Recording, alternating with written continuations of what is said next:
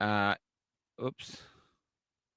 Evening. I'm staying on just for a sec, just to. I've just put some chants today on this remarkable day where we got this huge march in London, and we've also got people around the world chanting for Charlie.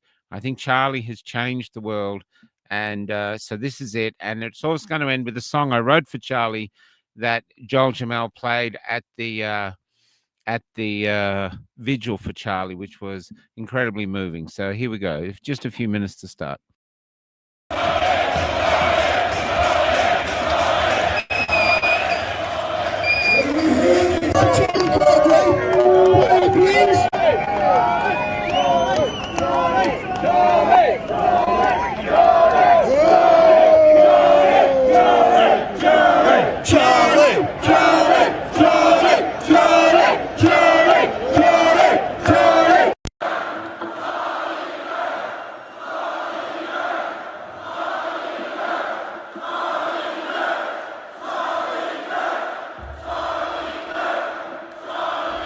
Jesus loves every single one of you in this place tonight. Mine over there. Mine over here. Mine right now.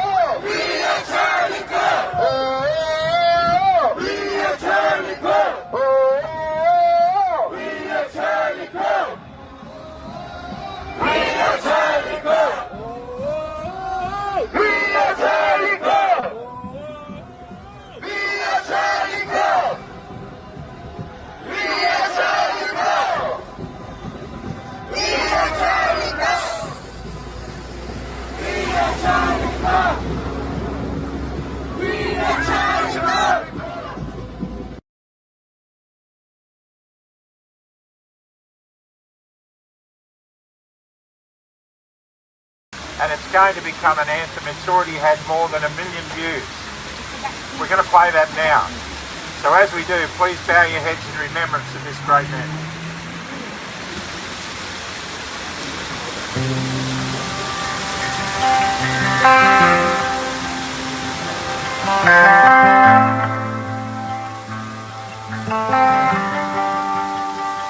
It was raining last night. I could hear it dancing on the roof.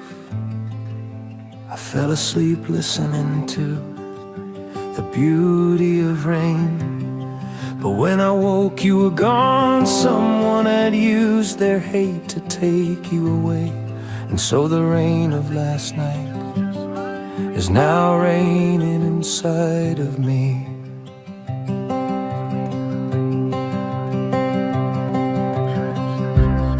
I think the angels just might be standing up to welcome you home, as we remain here fighting in the trench that just grew colder. But despite the shot, I know you're not dead. Instead, you're leaving light could become our new dawn. I wonder if when your mother first held held you as all the love you brought was a dawn in her eyes. Did if she ever sensed then that a warrior was here with a tongue for a sword and the armor of truth? For in a darkening world that's being turned upside down, you were a single man that rose until we could see you from here. How many roads must a man walk down before we call him a man? Well, I'm on your road,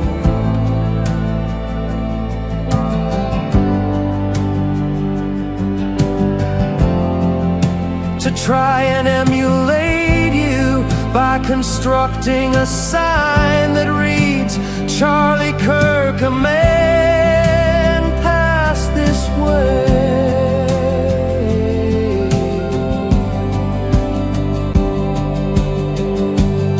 On his journey to the son who he knew, if we faithfully followed, would one day lead us home. On his journey to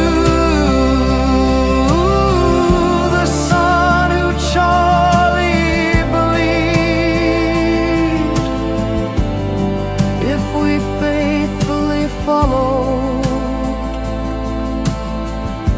would one day lead us all home.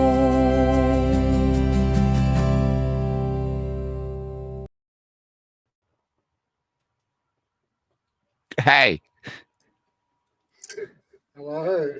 yeah, it's got to choke me up now. There's shall we just bring her in? I mean, it's late over there. It's been an amazing week, and yeah, let's get Liz up. Those lyrics, Michael, you wrote those lyrics. They are exquisite. And when you quote Bob Dylan in the middle of that song, I know. how many roads must a man walk down before you can call him a man? And then you go, and we are on that road. We're all on that road. And I think you were one of the first to say, we are all Charlie Kirk now. We are all Charlie Kirk now. We heard it chanted. But some of those lyrics, your leaving light could become a new dawn. I think the angels might be standing up to welcome you home. Oh, Michael. And it's so genuine. It's just so, it's happening all around the world. I think this is bigger. I think this is as big as Diana's funeral, but in a different way. I think it's as big. Yeah. I think this funeral is going to stop the world. And I think a lot of the people on the left are just starting to wake up to what's going on. Yeah, their time is over. Their hate, their state-sponsored hate is coming to an end. And they have space, like the Twitter before Elon, that was it. It was just a space of hate. But they covered up its woke, we're protecting this. But they just blocked any speech they didn't like. And they felt they were right to do that, Oh, but you guys in Australia are so lucky. You've got that American woman who apparently is so concerned about your well-being. She's going, you're not allowed to see it. I mean, I put up a post like going, is this woman insane? She's treating Australian adults like they're kindergarten children. Sorry, Michael, it's past your bedtime and you can't see Now, Megyn Kelly, who said as I was trained in mainstream media, we would never normally show that in mainstream media, or legacy as it is now, because it's dying.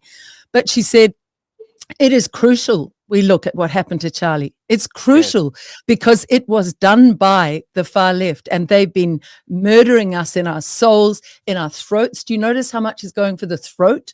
They want to silence us, the Ukrainian woman. The throat is what they want to shut down, and we will not allow them.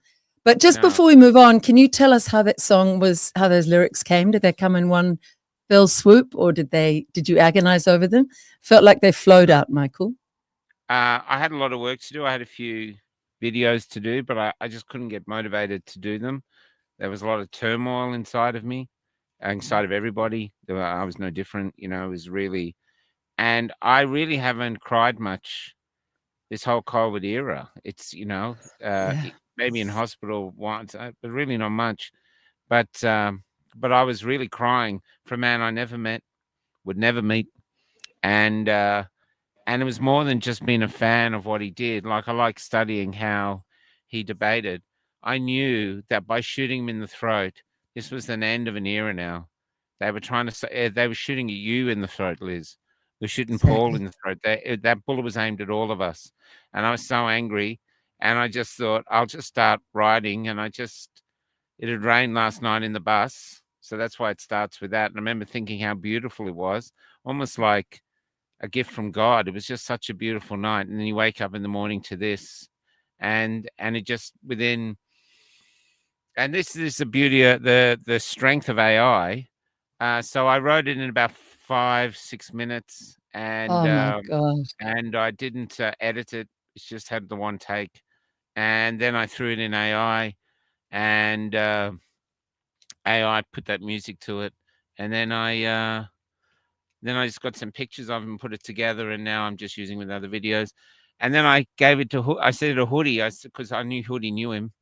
And I said, listen, I've written this, mate. And then Hoodie got back and said, can I share it? And now it's had 1.4 million views just on his page. Wow. Yeah, so on ours, it's gone ballistic as well. But just on his, Hoodie's gone to me, it's had over 1 million views, mate. And that was in like a few hours. So, yeah. So, but so I gave it away. It's got it on all the things you download, and people are downloading it like crazy. But I don't want the money from a dead guy, and so it's more important that I feel that my life has changed. I wrote a piece last night called "The Dawn of the Kirkians," and I'm a Kirkian now. I want to do what he does. I'm not going to shut up, and I want to start getting better at debating, and I want to hold my ground now in the face of hate. And you're not going to do it. You're going to have to kill me too. That's it. And I think around the world, all these people have rose up and goes, yeah, you're going to have to shoot me as well. You're going to have to shoot all of us. That's why I got that badge. You're going to need more bullets because we're not shutting up. Yeah, so this is what I think's happened. It's a beautiful, it's a thing of beauty what's happening around the world. But that footage needs to be seen. That's historic footage. That woman, what's her name? Karen? Yeah, she's wrong. It needs to be seen. This is pure history now. I mean, when I saw it in the morning, I was like, what? What? I couldn't believe what I was seeing, you know? And in the throat. Absolutely. In the throat. And then he's gone. Well, he's not gone. He's everywhere now. And when did you see it yourself, Liz? Well, actually, we were on a meeting with Jim Ferguson, our friend in the UK, and there were some guys from this is for Freedom Train International, so the Canadian boys were on, and one of them said, hey, Charlie Kirk's just been shot. And I honestly, for a moment, I went, please let it have just grazed him, grazed his ear, grazed his, please don't make this real. And then I got off, I was a bit casual about it, and then, I saw that. I mean, it still chokes me up. The shot where it's suddenly the blood is coming out, and I just threw down my phone, and I was like you. I just had a reaction that I was not able to control. It was like from my gut. I was really crying, and I've gone through a lot, like all of us in the last 5 years. I think often stoically, and it just came out. Now, here's an interesting thing. You know, when Diana died, and do you remember when her hearse came out, and there was silence except for the sobs? A counsellor who worked in England told me months after that, he said for about a year after that, the counsellor's workload was really, really down across England.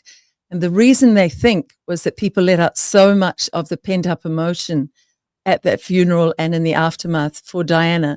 Because I think after Diana's death, this is the reason I'm saying it's similar, We really saw her beauty, and we saw how she had been defiled, and we had taken her for granted. I'd been in a legacy media newsroom in TV1, and they're horrible people. I mean, they're just awful.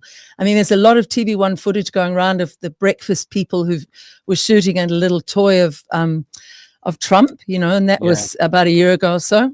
Yeah. It's disgusting. That wasn't even sanctioned by a broadcasting standards authority. But my interviews have been, you know, silenced everywhere and censored and shadow banned. But that was allowed to get through, and they went, "Oh, no big deal." Well, people around the world are horrified, and I'm sure that will have made its way all the way to Trump.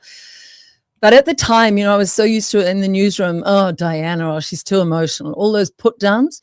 After her death, it all kind of crystallized for many of us. Oh my God, this woman was treated horrifically by a horrible, dysfunctional family and a very cruel husband. We see King Charles. I can't even call him a king. He's not my king. He's not Charles my king. he's betraying his whole country. He must have been a nightmare husband. So we all realized kind of what we'd missed out on.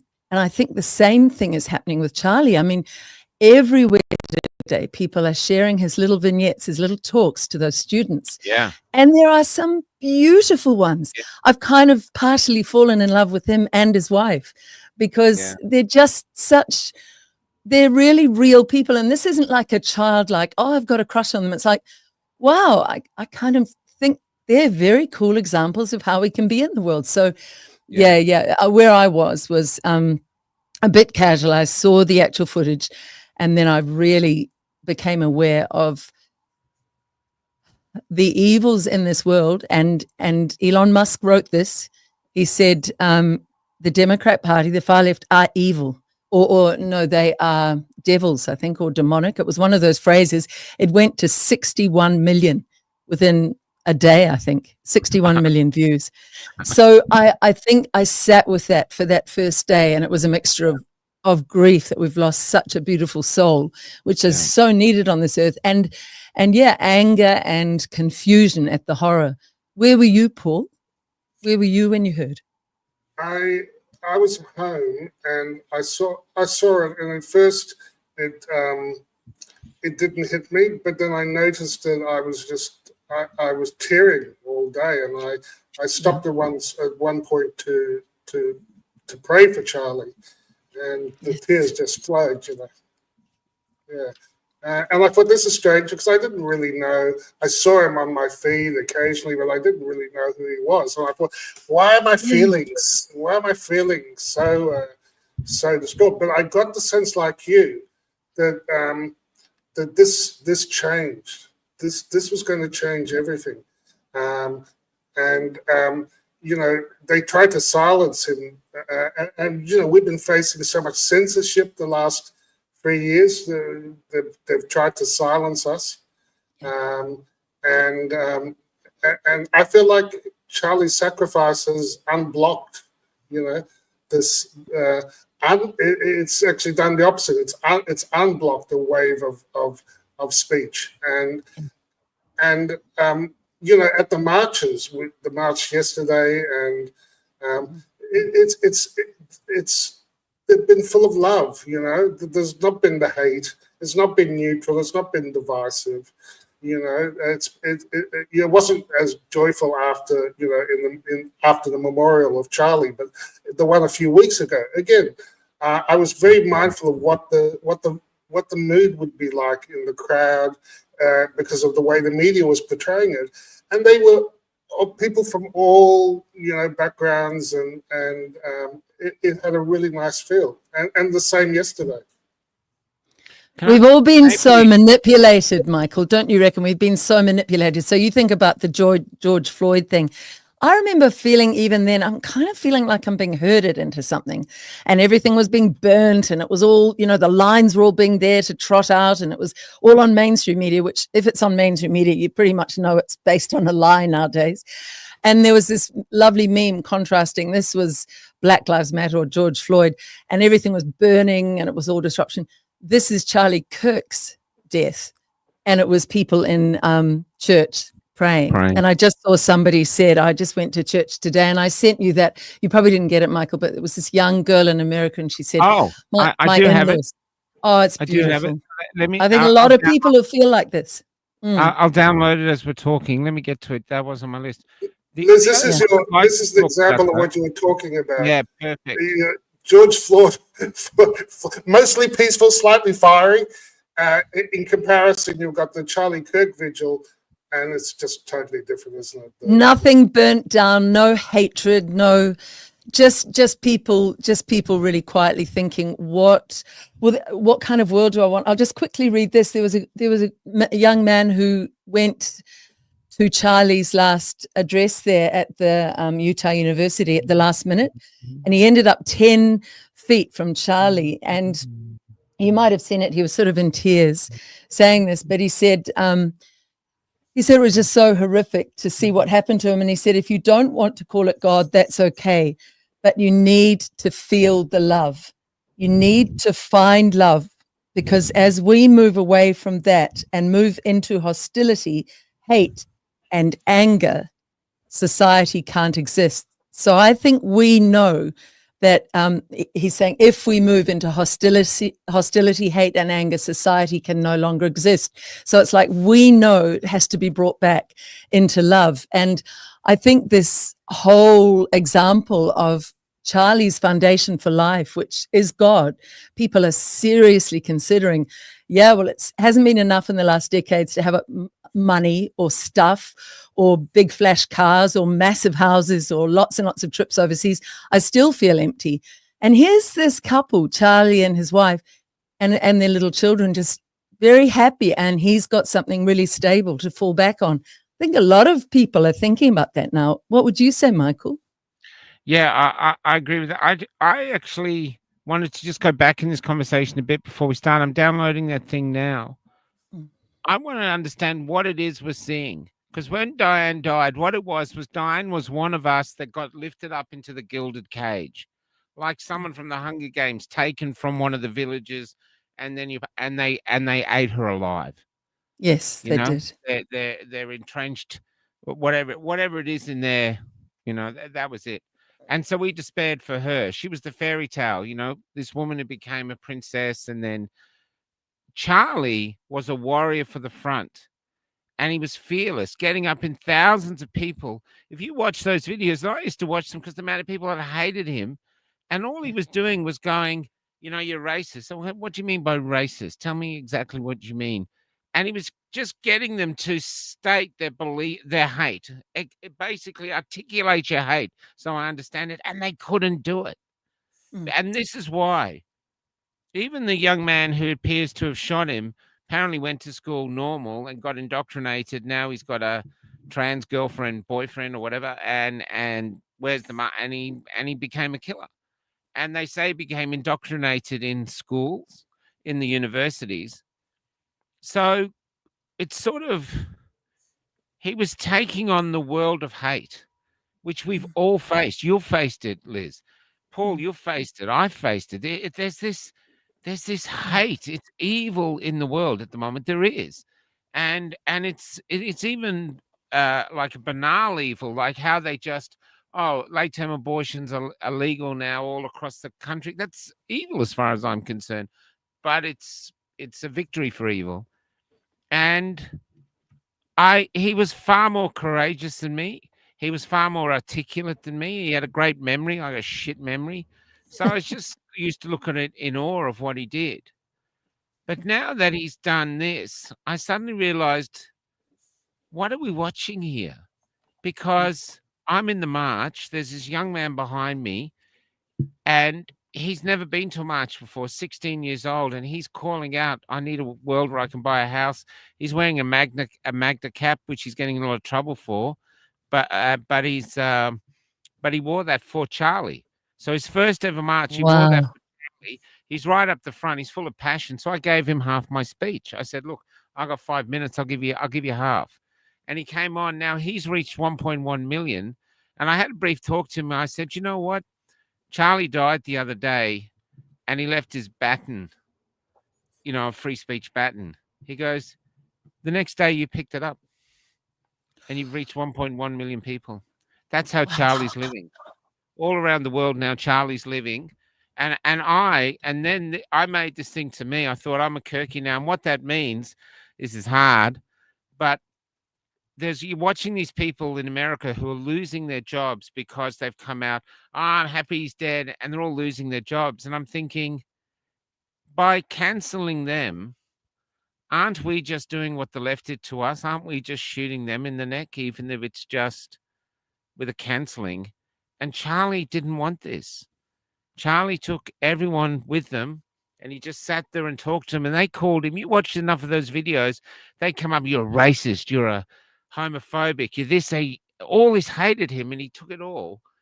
And I'm just thinking that we sort of betraying his legacy from the get-go if we start blocking these people. I mean, we have to block the actual computer bots, they're not, but we can tell the people. And so we can tell who are humans usually by the third comment. And a part of me is thinking that's the work we have to do. We have to bring back discourse. We have to bring it back. Even if they don't want to do it, we have to try. Because that's all Charlie was doing, was trying. Sometimes he failed. Sometimes he got a minor victory. Sometimes he lost. But he was trying, and he was trying to bring decency, integrity, and discourse back to our tumultuous world. And that's, I wrote a piece last night called Welcome to the Era of the Kirkians. And I think this young man who spoke was a Kirkian, all these people speaking, they're all saying, we are Charlie Kirk, we are Charlie Kirk. That means more than just the man. That means courage under fire. That means trying to be a light in the darkness. And we're sick of the dark.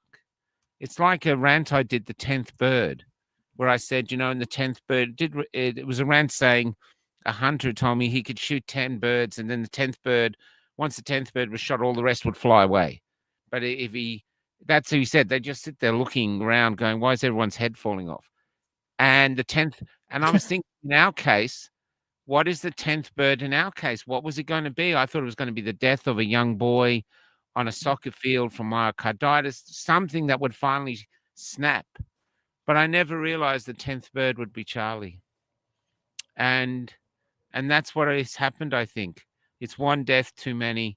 It's enough. And people are all the empathy they used to have, the tolerance of transgenderism. Whatever. That's like, no. That's enough hate. Your hate stops at Charlie's throat. We're going to fight back now. And we're not going to fight back like you did with George Floyd or Floyd. We're going to fight back as Charlie would want us to fight back. We're going to talk to you. Beautifully said. I mean, there are a few things there we'll swing around and come back to. Was the person that they've got in under arrest, the person that they say is guilty, is he really the one who's done it? I don't think so. I think we're I'll deal with that quickly now. When I was on air on the morning of 9/11, there was so much coming at us from the feeds, from the BBC and, the CNN, all the American feeds. And it's like, oh my God, breaking news, and look at this, and look over at that direction, look at this. And I remember in the middle of it saying to my producer in my headphones, I pressed the button, I went, that third tower, there was no plane there. And how did that pancake down? That doesn't make any sense. And then the producer came back, oh, Liz, don't worry about it. It was the reverberation in the ground. And Liz goes back to sleep, mainstream media. Okay, all right, well, just tell me what Reuters says. And I mean, we all know now that was a total rort. But I look back at that over the last few days and I thought, that's what they did to us. They overwhelmed us with breaking news and new decisions. And look, we found a passport that's not burnt when the rest of the concrete building got pulverized, and look, it's not even burnt and we can see the name, and it's clearly Osama bin Laden within one day. We all just went along with it because we started from the base that they wouldn't lie to us. Now we're starting from the base. Of course they lie to us. So what have we had? We've had a false, a very false Jewish man in the crowd, pretending to have done it and keeping them busy. And then we've had people running around the edges. And then we've got all these distractions. Look, they're guilty. And I don't think any of what we're looking at is what the truth is. And there is footage out there. Have you guys seen it? The guy in the blue shirt with a gun under his arm. It's a little pistol. But more than that, it looks like there was a guy in the crowd just to the side with a phone that can turn into a gun. There are those phones that can turn into guns. And you can see it ricochet in his hand. And you can see he's right in the line of fire for what happened to Charlie. And you can see the reaction. And it's like those other two seem to be keeping a gap for the line of fire. So have a look at that footage. Obviously, we won't put it up here, but keep digging, everyone. The reason I probably won't is I don't care who killed him, because whoever killed him, that if we get distracted by who killed him trying to find the truth, what we're missing out on is actually the dawn of a new age, where basically you tried to silence us with one bullet, and that's why I was saying you're going to need a lot more bullets, because we're all Charlie Kirk. This is like Spartacus. This is, even to go further, like last night I was walking down the Sydney Mall, and after the big rally, and after having a few pints with the Oost house here, and I was walking in the wake of another person who used to speak, who was killed, and that's Jesus. And what I mean is, there was 4 groups down the mall. There was a group of new Africans, but Australian Africans, you know what I mean? But there they were in all their suits, and they were singing gospel music, and it was beautiful. And then we came across some Indians. They had their own thing going on. And then there was some Australians just doing the speeches.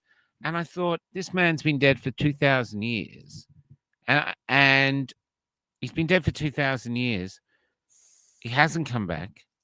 And yet, in this mall now, in a country that didn't exist when Jesus was alive, they're still passionately selling his words, his teachings, and telling people to come for him. You know, he's managed to stay alive. And I'm not saying Charlie is Jesus, but what it says in these particular instances, you can only kill the body. What happens to the spirit relies on us. And I think Charlie's going to be alive for a long time. And there'll always be people talking about who did it. But the real beauty is what's happening around the world. One man and one bullet. Basically, the bullet asked all of us, are you prepared to die to defend free speech?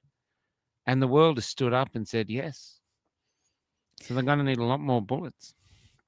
That's beautifully poetic. I mean, I think it works on all levels, because I think in showing the government that we are this awake, they stop maybe trying to roll out these games on us, Paul. What do you think? I love that it's going to be the people demanding of our governments, stop telling us your lies, stop feeding us your games and your magician's trickery. We're done with you if you do that. Start to actually live to your words, Kash Patel, and actually be transparent, which he's not. But I think that is part of it. But in answer to your other question, before we go to you, Paul, you said, what do you think is going on? Diana was kind of a sacrificial lamb for this horrific, whatever the royals represent, this satanic mess that they are. But I think Charlie represents, well, I had this strange thought today. I'd love to know your reactions. What would we do in the world if Jesus actually did reincarnate? And I'm not saying he is, but could he be like a Moses, or could he be like a prophet clearing the way for something? But would we be as horrific, or certain parts of us be as horrific to Jesus if he did reincarnate, and they go, oh, you're just a bullshitter and we don't believe you, and get lost. This is what the head of one of our leading retirement companies, it's called Simplicity. This is what the head of it, he's a former Wall Street banker, came back to New Zealand from Wall Street years ago, and I got caught up in the bullshit story on media. Oh, his parents were school teachers and he's this humble man coming back to help New Zealand. So a lot of New Zealanders invested their retirement income. I know tonight from people who've contacted us, many are pulling it out, because this is what he wrote. His name's Sam Stubbs. We should mourn the violence, but not the man. And we certainly cannot eulogize a racist, sexist, and bigot. R.I.P. Charlie Kirk. I wish your ideas had died with you. Now, he put that up on X, and he had such a mountain of condemnation that I want to read what came just before I came on here regarding my post, which has swiftly been removed, about Charlie Kirk. I would like to sincerely apologize for my words and any misunderstanding they have understandably caused. Murder is always wrong. I disagreed with his views on many things, but he had every right to express them, as do his critics. This in no way makes what happened okay. My deepest condolences go to his family and all others who die for what they believe in. And this is a man who wrote, R.I.P. Charlie Kirk. I wish your ideas had died with you. I mean, this has to, we have to. Dying. I mean, I would say to New Zealanders, if you are in the retirement fund simplicity, take your funds out. We've had lots of messages tonight saying I'm not going to stay in there. Now, the reason I say that, Michael, rather than just, oh, come in, brother, I think that there has to be a really honest reckoning now for all of what has gone on. And it's not being vicious. It's saying actions have consequences. And I believe Charlie Kirk would stand for that. So he even said, if somebody murders someone, I don't believe it's the right thing that that murderer who's taken someone's life is allowed to live their life while the person they murdered is not. So I don't know that I haven't quite worked that out, because I've always said, oh, I don't believe in an eye for an eye. You know, Jesus said, turn the other cheek. But what he was saying really was what you do has consequences, and why the far left has been so out of control, like toddlers having endless tantrums and being able to silence and bully the rest of us into having the jabs or not being able to speak out or whatever they've done in the last 5 years. They've had no consequences. They've been totally indulged. And I think a loving society gives those people who have been out of control barriers, like boundaries. You can't behave like this anymore. That era is over. What do you think, Paul? No, I agree. I think even before the Charlie's assassination, it seemed to me like we were on the brink of something. When Joseph Ladapo, the Surgeon General in Florida, came out and said, we're going to end all the childhood vaccine mandates, and he wasn't making a scientific argument anymore. He came to sort of try to argue over who killed Charlie or where the bullet came from or whatever. He wasn't making a scientific argument of, didn't even, in a sense, the way I understood it, he was saying this is a moral argument. This is right or wrong. Mandating a medical treatment that could harm and kill is wrong, you know. And for too long, we've been hearing the mantra from the left, and all through COVID, they justified the unethical, immoral, and tyrannical behavior with "it's for the greater good, it's for the greater good," and you know, to the greater good and compassion is good, is of course something that we all aspire to, but they've weaponized it. They've weaponized it too.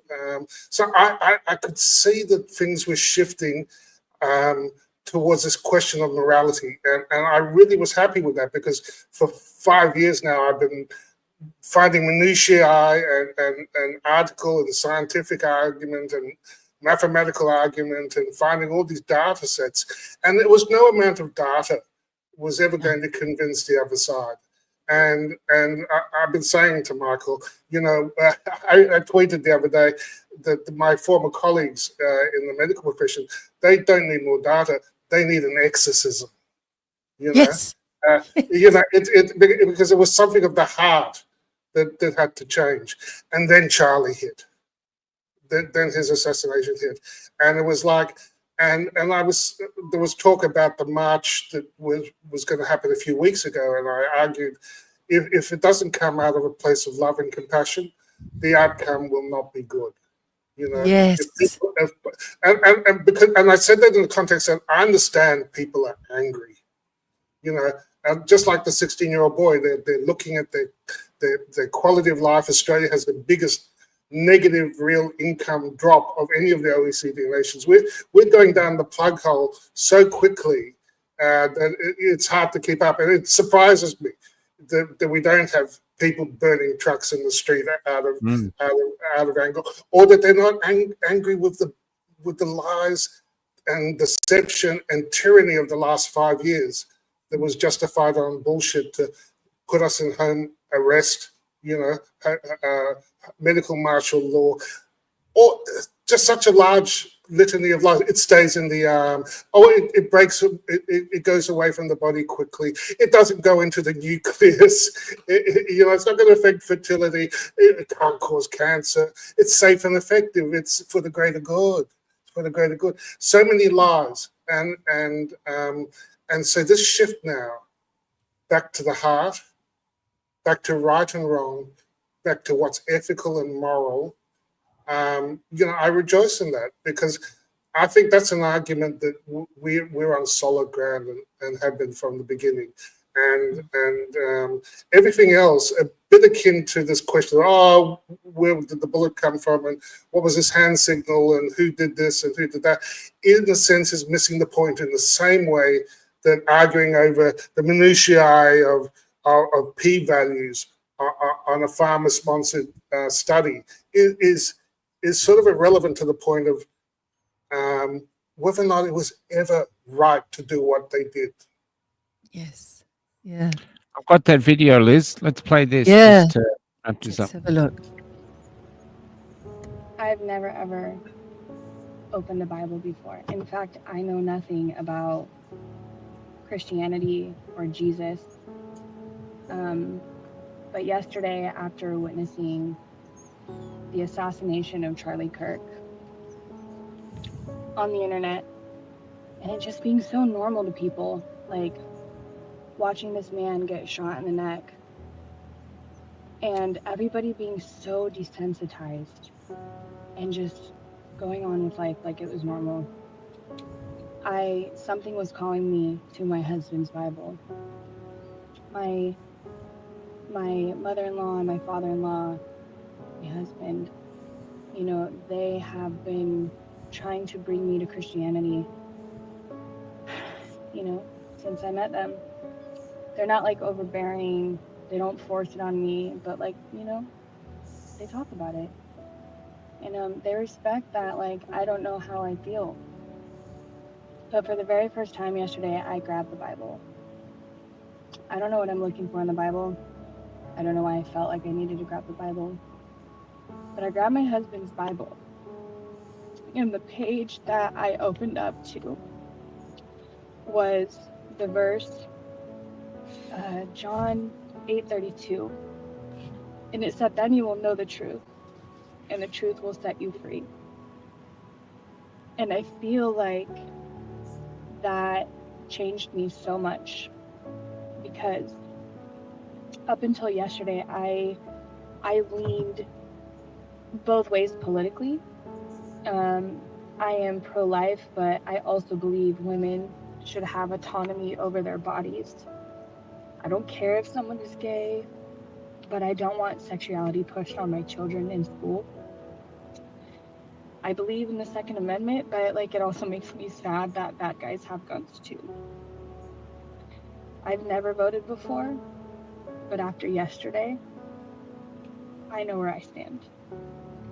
I will never cast a blue vote. I am convinced that the Democratic Party is ran by the devil himself. And I know I'll get hate for saying this, and I don't care.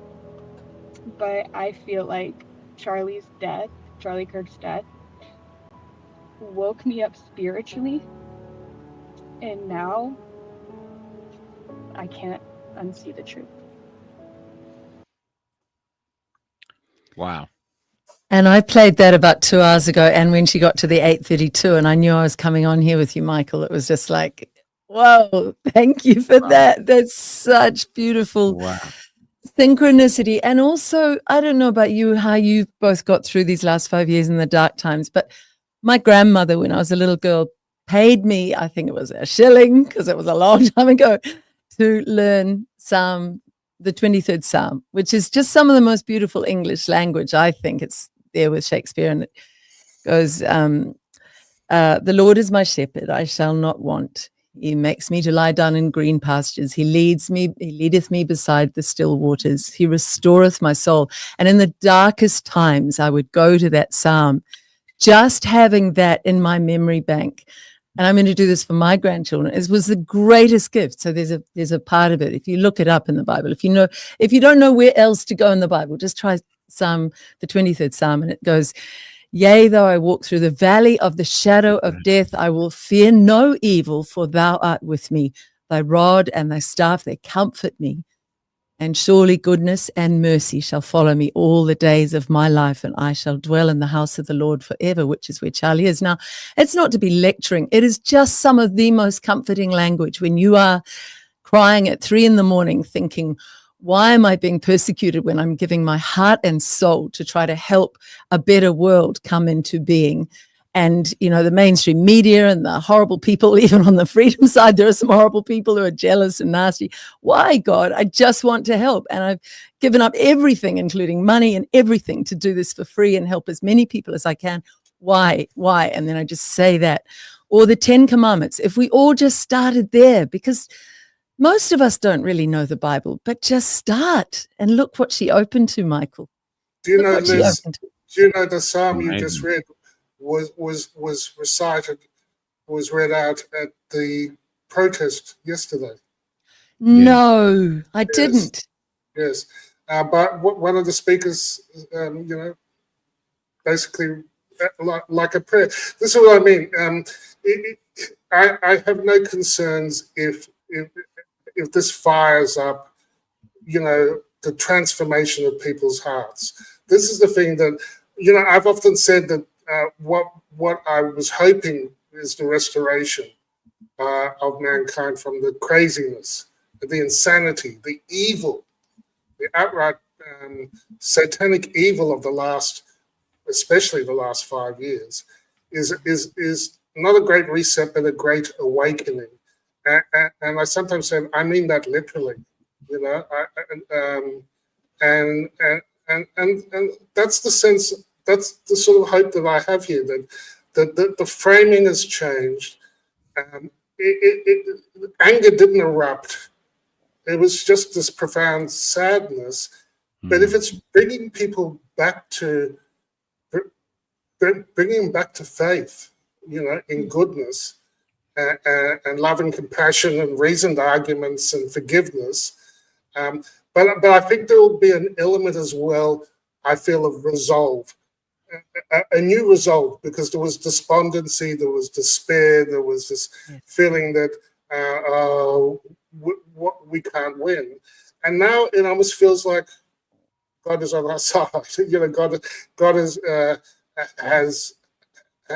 is manifesting more obviously in the hearts of the human thing. And this is the best case scenario. Is so long as we can continue to come from that place, not the false one for the greater good, but a genuine, pragmatic. But we saw young men, we're seeing young men come to the marches now. We've been waiting for so long, but with resolve, and that resolve is based on principle, like you say, the 10 Commandments. It's a great, we have to decide as a community what are the principles that unite us, because we have been divided. We have been divided, and I'm not saying you have to believe any particular dogma. I'm just saying, if we can just settle on, like the 10 Commandments, a small number of principles that we all say, yes, these are the good principles that good people of our movement would support, I think we could dissolve all the divisions. I think that's beautiful. And what would be the first one for me would be do unto others as you'd have them do unto you, which is a commandment. And it means treat other people the way you want to be treated.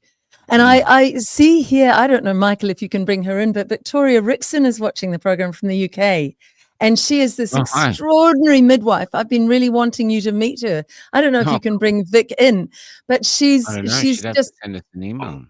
Yes, send an email. Who does she send an email to? Because she's someone I think you boys should really know, actually. @gmail.com. I just want to move on, though, Yeah. because there's been another extraordinary event that's been happening too, and she's sort of, and this is going across America. Now, it's this one girl, Irina Zaruska. Yes. Now, I'm not going to play the video of what happened to her, but this is one of the images that's going around now. Basically, she was on a train, minding her own business. She was a refugee from Ukraine. She come to America for a new life, and this black man got up and stabbed her in the neck, and then said, "I got that white girl." Now, what's really interesting with this story, or not really interesting but disturbing, is the mainstream media has not touched it at all. Apparently, people are doing things saying it's not in the New York Times. They haven't mentioned it once. Yet the independent media is pushing it, Twitter and stuff like this. And millionaires in America are offering grants for people to paint murals of her all across America, which she's doing. Elon Musk has already put money into that.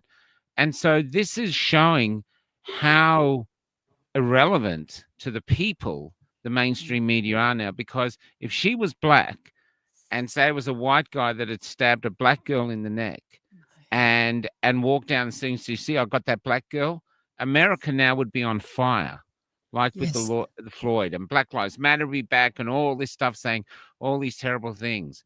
But she's white and it's gone. And I was profoundly disturbed by the video, especially by the lack of empathy by the other people on the train, even though she was clearly injured and worse than that. So, and I think, to be honest, her beauty plays a part in it too. You know, she was really, really beautiful. So, and it does. It's I mean, it's just insane. You know, in fact, that video was so bad they wouldn't play it. They played Charlie's, but they wouldn't play the death of her. It wasn't that it was so. Look, who knows why they didn't? But it was reminiscent of the censorship around vaccine injuries, or you know, things that it just highlighted the things that the mainstream media don't want to touch. You know, they don't touch, and it was. Did you see the meme by that one, Simon Gerlich? No. Yeah, but that'd be it. Yeah. You know, so if it was a black woman and a white man, you know, you'd think that they would have been all over it. This is coming soon to Netflix.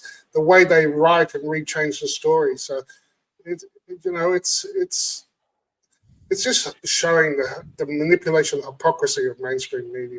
Yeah, I hadn't thought of that, Paul, actually, because I think, along with the horror of him and his just gratuitous, she's just looking at her phone. She has no idea he's really even there, and he just stands up, leans over her, and after it happens, she just quietly puts her hands over her face, and then she collapses to one side. Now, I think that does serve as a metaphor for all of our jab-injured brothers and sisters who've been ignored and reviled and dismissed and abused in the last 5 years.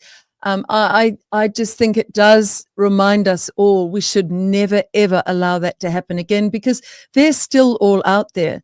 And I know people say, oh, the news cycle's moved on and that's in the past.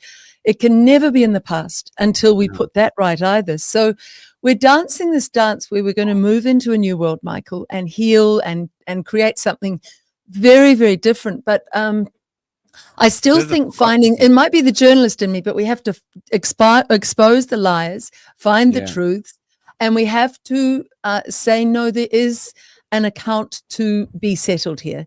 And it's not that it's vindictive. It's just you've done great wrong, and it's important you grow as well.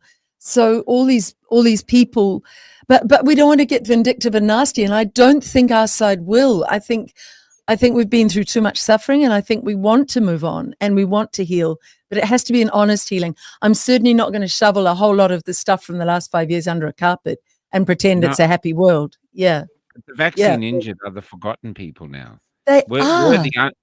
we as the anti-vaxxers are the underclass. We're Yeah. basically the dirty Jews of our era, but the vaccine injured, they are the forgotten. Yes. And the only way they can get any recognition is if they pretend to the world, they lie to the world that they've got long COVID. Then they can get sympathy. But if they say the vaccine injured, see you later. It's that's what I'm talking about. There's a balance between darkness in humanity and light. And I think Charlie is getting it back here where people are going, no. That's what I'm hoping. I want to tell you though, with your question about if Jesus came back, I have a play I wrote years ago called The Second Coming, set in a mental home where Jesus is constantly coming back. And as soon as they figure out who he is, they drug him up and stick him in a mental home because they actually don't want him back, because he speaks poverty and all these other things, and he gets in the way of greed. And so, and some nurse on this night forgot to give him his meds. And so he starts to remember who he is. It's a farce, but it actually speaks. Outside, I think there's a Shell service station that's been dismantled and the S falls off. So it's got hell outside with these three crazy people. And of course, Jesus is realizing who he is. Of course, in a mental home because I'm Jesus Christ. So he's going to listen. So it's, yeah, but that was the idea, was that the reason he hasn't come back is we don't really want him back. You know, that's what's shifting. That's what's shifting. Question. Yeah, but I think he's back. Like how Charlie, I wrote about it, that Charlie's death is like his limbs went around the world and he's touched everyone in a day. So many people. It's remarkable. I've must be equivalent to Kennedy, the death of Kennedy. I think so. This is not a politician. This is an influencer. This is one man. You know, that's why I write in the piece, one man who stood up until we could see him from here. We haven't even been to America, one of his things, but so it's, yeah. So those two things together, I think, but another good story to get onto, unless you've got something else to finish, is... Yeah, I do. I want to say, they tried to silence him, and then more and more of us are looking at all his past stories, because I'm a bit like you, Paul. I've only dabbled, because there's so much coming at us now. I'll have a quick look at a Charlie Kirk one. Oh, he's clever. What a clever debater. No, there's another whole level you can go to when you watch it. You just feel so restored in your heart about how beautiful human beings can be, because we've seen a lot of ugliness in humanity. And these two, even the story of how he and his wife fell in love was so cute. It was just so gorgeous. So she applied to work for his organization, Turning Point.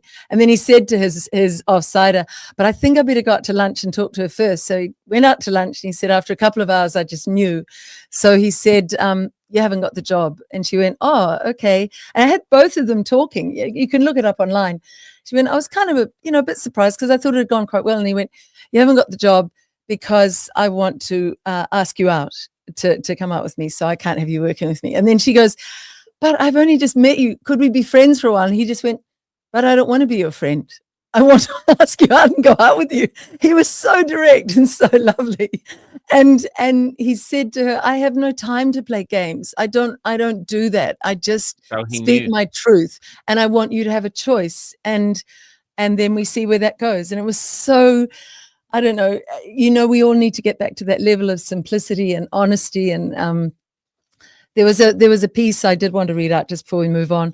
Listen to this, Michael. No one is labeled as mentally unstable more than the one who sees through the bullshit. No one is gossiped about more than the one who is truly authentic. No one is smeared and called crazy more than a truth teller, because no one is more feared than the one who speaks it like it is. Isn't that a gorgeous, isn't that just a gorgeous quote? It was nameless. It was just one I picked up online, and I love it because we've all been that. We've all been called crazy and smeared and denigrated and called unintelligent, all those things. And he went through the same. And all of these people who are watching who say, yeah, but he was a bigot and a racist, go and watch on Turning Point. Go on the I've site, listened to Turning his Point, stuff. Where and does watch he? his They stuff. think that because he just challenges them. Paul, Yeah. can you retweet us? Just Oh, I forgot to. Yeah, retweet. do it now, man. We're still on for a bit. There's a the other thing to talk about now, Liz, and you might have some because you've been talking to England, is the big march in England. Yes, And that's why I was hoping Vic would come on. it looks extraordinary. Yeah, well, if she sends Vic, if you're watching, send an email to cafelockdout@gmail.com. One way. I'll put it And up in the, everybody on put it up in the on comments. Hold on. yeah, lovely. On X, follow at Victoria Rickson, a former midwife, just young, vibrant woman. Now, interestingly, she has a teenage son, right down to very young. She's got a few boys, and her one who's late teens. All his mates are going back to church. There it is. If she sends an email to there, we'll send her an Oh, there we invite. go. Beautiful. What's her name? Got to make sure we send it to the right person. Victoria Rickson, Rixon. No worries. It's just lovely. Comes in. There's this is. What have you heard? I mean, I'm just watching it online, and it looks astonishing. And the media is saying, I think the media said 500,000, and then other people are saying 3 million. I think Karen said there 150,000. By the way, everyone, I love your comments coming in. It's really nice seeing all the comments. Yeah, I think the media said between 100 and 150,000 if they were generous. Some of the legacy media said 40,000, and the whole of London is just going. There was about 10. There's about 10 people there. Five of them were carers for the disabled people who were protesting. They are so frightened of the truth, the legacy media. And they're laughable now. I mean, we really can start just laughing and spoofing them. So yeah, they reckon 3 million at least. And it was such a beautiful moment. Did you see that one where the police had given them a particular path to follow through to Westminster? Now, the police cars and vans, like in Melbourne, Michael, when you were there, such bullies, and they had blocked the road that they'd given them. So there was a tiny little opening, and they were going to try to just stop everybody coming through that opening. And the crowd just basically went, oh, piss off, just get out of the way, and walked over them. You know, the police looked so neutered and, with zero virility, because bullies never are virile men. They're weak, pathetic men, bullies. Yeah, and the cops around the world have been weak, pathetic bullies and shameful. And, they have to remember that as this turns, they have a choice. The people at the Berlin Wall had a choice. They could have stayed with the oppressors and the tyrants. But I think they thought, no, this Berlin Wall is falling down, and I better go with the people. And they said to the tyrants, we're not defending you anymore. So my call out to any police, women or men or families of police who are watching, you have to live in our communities. So get on the right side of history, because you haven't got much time left. And what I mean by that is, you need to put right all the wrongdoings you've done defending these globalist scum, because they're terrible. The puppet politicians are just globalist scum from the corrupt communist Marxist UN and World Economic Forum. They're not our leaders. They don't care about us. So stop defending them. Stop standing with them. Do you know what was different at the march yesterday? Everyone who was watching the police, for the first time, I actually got a sense they were listening to the speeches. Really? For the last few years, the police stood there stony-faced, with their masks on or just looking straight ahead. But I actually felt like they were part of us. They were there to. I had the sense that they were there to protect us. They keep us safe, and that they were interested. That there was so many shifts. I wanted to touch a thread that you went on earlier. Because like this energy is rising around the world, and it's waking people out of their torpor and their despondency, and we want the changes that we need to make to be done in a way which is compassionate and befitting a Christian, a Christian country. But that doesn't mean not taking action. Being compassionate also means sometimes that you have to, accountability isn't just going to happen on its own. No. Actions are going to have to be taken, resolute actions that may well meet pushback, and yet they still need to be done in a compassionate way.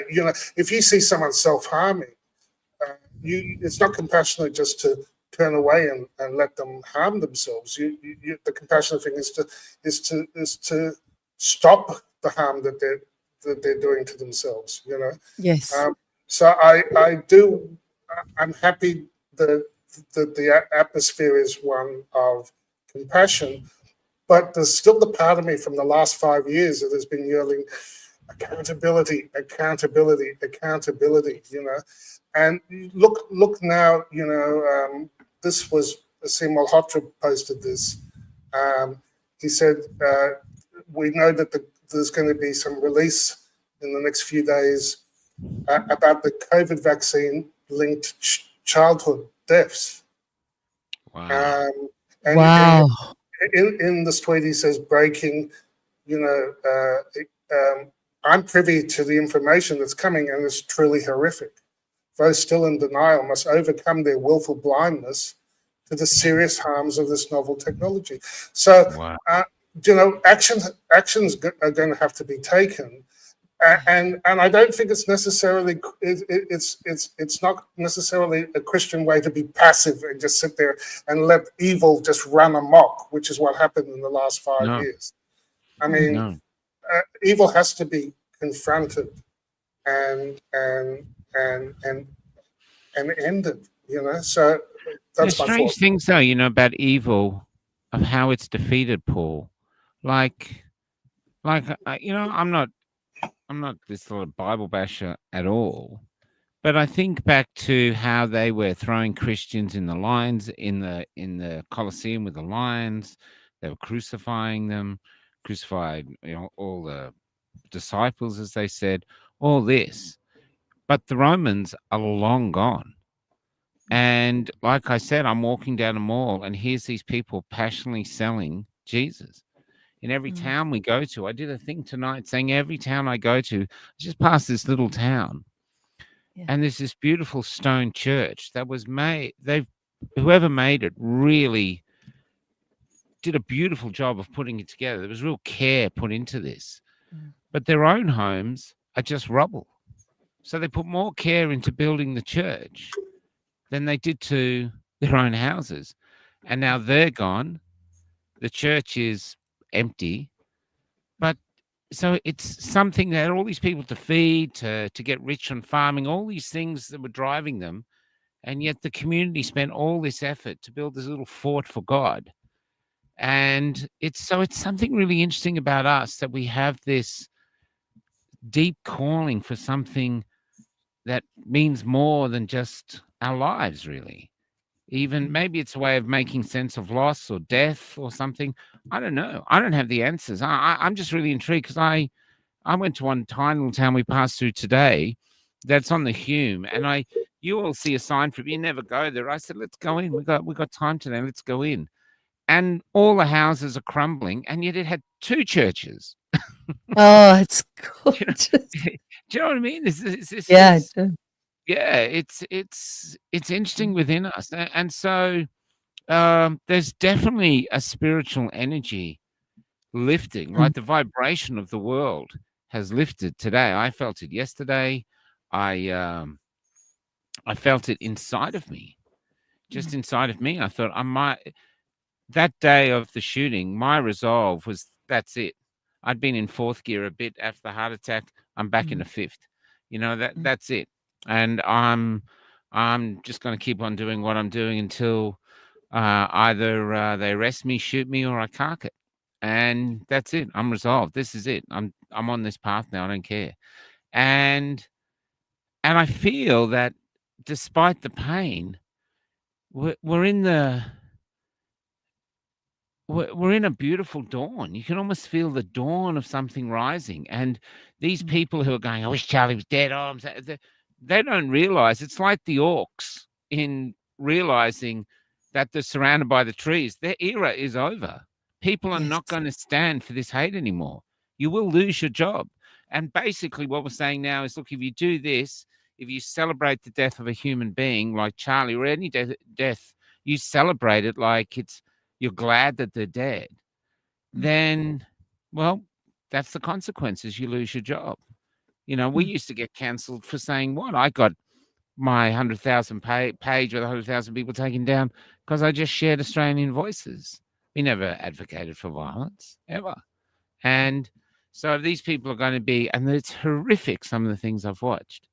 But then I did watch this other young man in America in his car, and he just said, I've been silent for 5 years. I've had so much I want to say, but I've been too scared to say it for retribution and this. Yeah. But now I'm going to speak. And I just... That's beautiful. I've got that clip. Have you? Let's Well, let's have a look. I love that one. This is what Charlie did. But before I find that, I've also got this, and again it's the same thing. I'll play what Selena.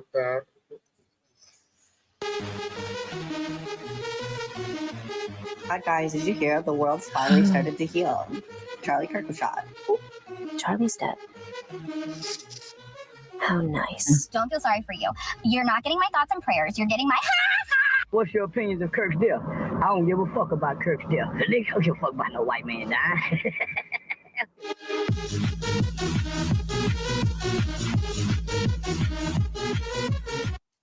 And my response to that was, you know, I agree with that banner in the tweet.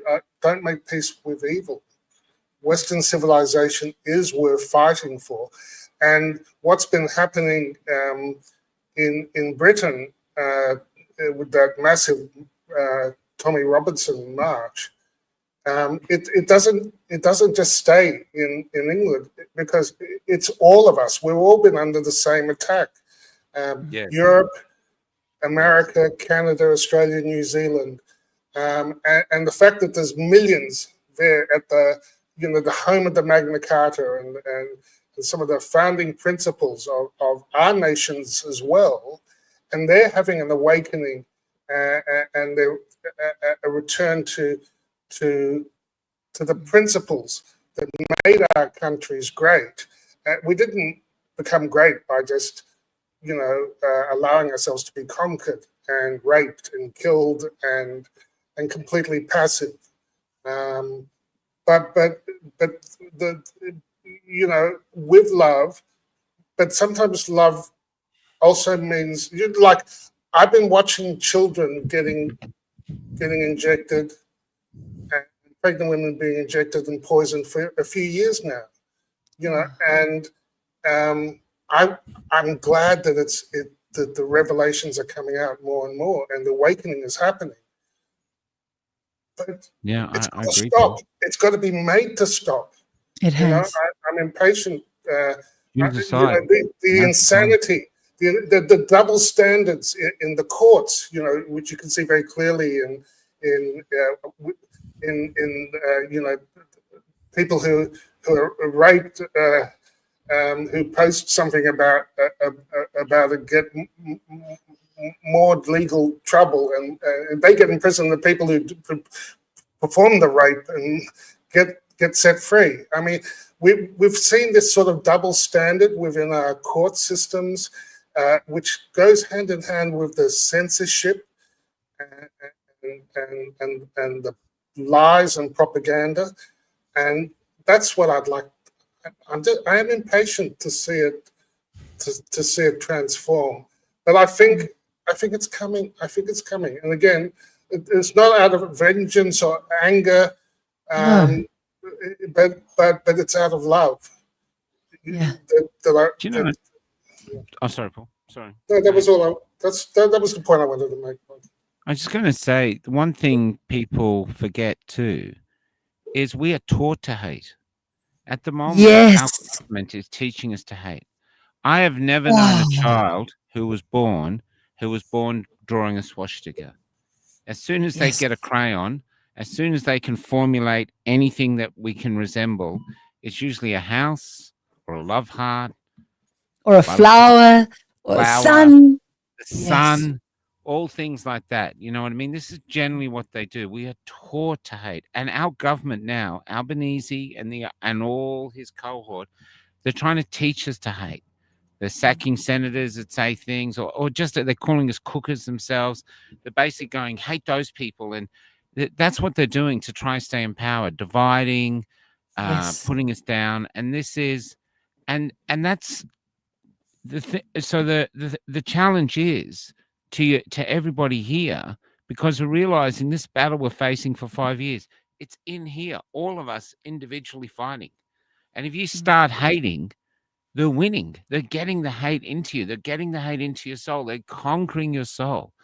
As I talked to Hoodie about this too, because Hoodie and I are total agreement with this, probably Lada as well. But and the same with Paul over here. I haven't actually. I shouldn't speak for Paul, but I don't hate anyone. I don't even hate the guy that shot Kirk. I shot Charlie. I grieve for it. I feel he's thrown his own life away. I hope they don't give him the death penalty. I actually hope at some point, because I think Charlie would want it, that he gets released. I could be wrong, but in 20, 30 years, he gets released. I know that's going to be controversial, but he gets a chance to reclaim something. He gets a chance of redemption, because our souls are built for redemption. They're redemption machines. You can come back no matter what Michael, you do. You might not be God. freed. It's for God to provide. Yeah, I totally agree. I totally agree. And God, there's no question that if in my mind that they will not, that they won't receive, that they will receive forgiveness from God if they recognize the harm and they say, like I've taken the poison, how stupid of me, I will never do that again. There's no question in my mind that they will receive. Yeah. But you know, the man who stabbed Irina in the neck on the subway, I believe I saw him being sentenced in court to. Oh, really? It's gone through already. And he was sentenced to death. And you saw his legs buckle, and he was like, "Oh, you know." And it's natural to have a bit of to feel. But we've also seen what he did. You know, when you're dealing with a death cult, you know that's what's been happening. You've had people and murderers being arrested and then released to kill more people and rape more people. It's not compassionate. It's not compassionate to let a mad dog back out on the streets. Oh no, I agree. I do agree with that, where you can't walk safely, where your women and population can't walk in safety because we've got so much compassion. This is what we've been doing. The left is full of compassion. They've been letting all the deaf cult members thrive. I mean, I see the left as some sort of deaf cult. Can I just go back though? I think the two are different. The black man, he has this huge list of priors where he's just been let out and let out. This man should be in a mental asylum or somewhere secure. He's obviously he's violent and he's sick. So, and as Donald said, they've closed down all the mental institutions. He should have been in there.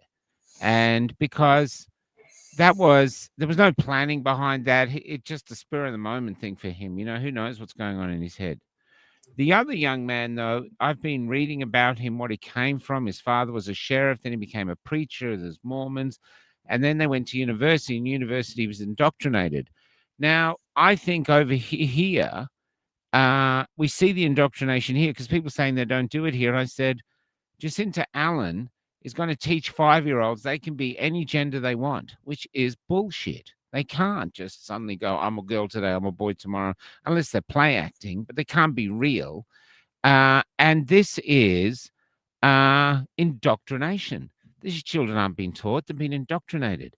And who's to know that if you start indoctrinating them at 5, what you're going to train them into. And so I wonder, I don't want him off. He has to go to jail. He has to go to jail for a long, long time. It's America, probably forever, more the death. But I feel that this young man might actually be a victim of this state, this indoctrination that we as a community have just allowed to happen. We actually haven't, we whinged about it, we controlled about it, but for some reason we haven't been able to get organized enough, maybe until now, to actually stop it and actually go, no, this is wrong. You know what I mean? And that vulnerable people who would be vulnerable to doing acts of, I don't know. I'm just trying to see. I like to try and understand deeper than just black and white. There's something crazy here. I We have to fight from a good family. I love the compassion, Michael, and it's completely right. Yeah, I understand. And where there's a potential for transformation of an individual, because like you said, if it's just bad ideology, and people can be, I believe all people can be transformed. That's sort of part of my premise of a great awakening, a real great awakening. I think that's been used against us. We've been turned into these wimps. And if you watch Charlie's, one of the things that there are many facets to kind of falling in love with who Charlie Kirk is. Let's bring it back to that. But he's very, very clear about his lines. Like, I think he would actually be very annoyed because he said, why should somebody take a life and then they're allowed to live their life out? Now, it's confronting, but what this person did is very evil, and maybe the learning has to take place in another dimension and then they perhaps come back to this earth. Now, I'm not sure about the death penalty. I'd love to see what people think in the replies. But I think we've all been turned into such wimps in the last years because they play on us. You've got to be DEI'd and you've got to be kind to everybody. And they've used our own compassion against us. And there are so few boundaries that I think it's become really a fallen society. Someone wrote today, it's no longer about left or right. It's about humanity versus insanity. And I bring it back as a mother. If you raise a toddler and you don't give their world boundaries, if you say yes to everything and they never get a consequence for their actions, those toddlers become the ones that have the screaming fits in the supermarket on the floor, and they smash things in the home, and they dominate and they bully their parents. They grow up through school to be bullies, and they grow up to adults who generally end up in prison because they just were never given boundaries.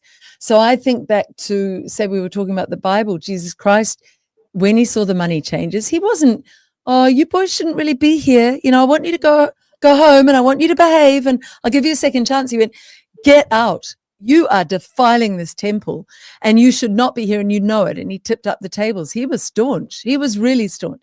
What's that? Currently, insanity is the only reality we have. I like the one, it's humanity versus insanity. But I just am over this whole, in fact, Charlie, look up his things. I've been watching a lot of them, as a lot of us have.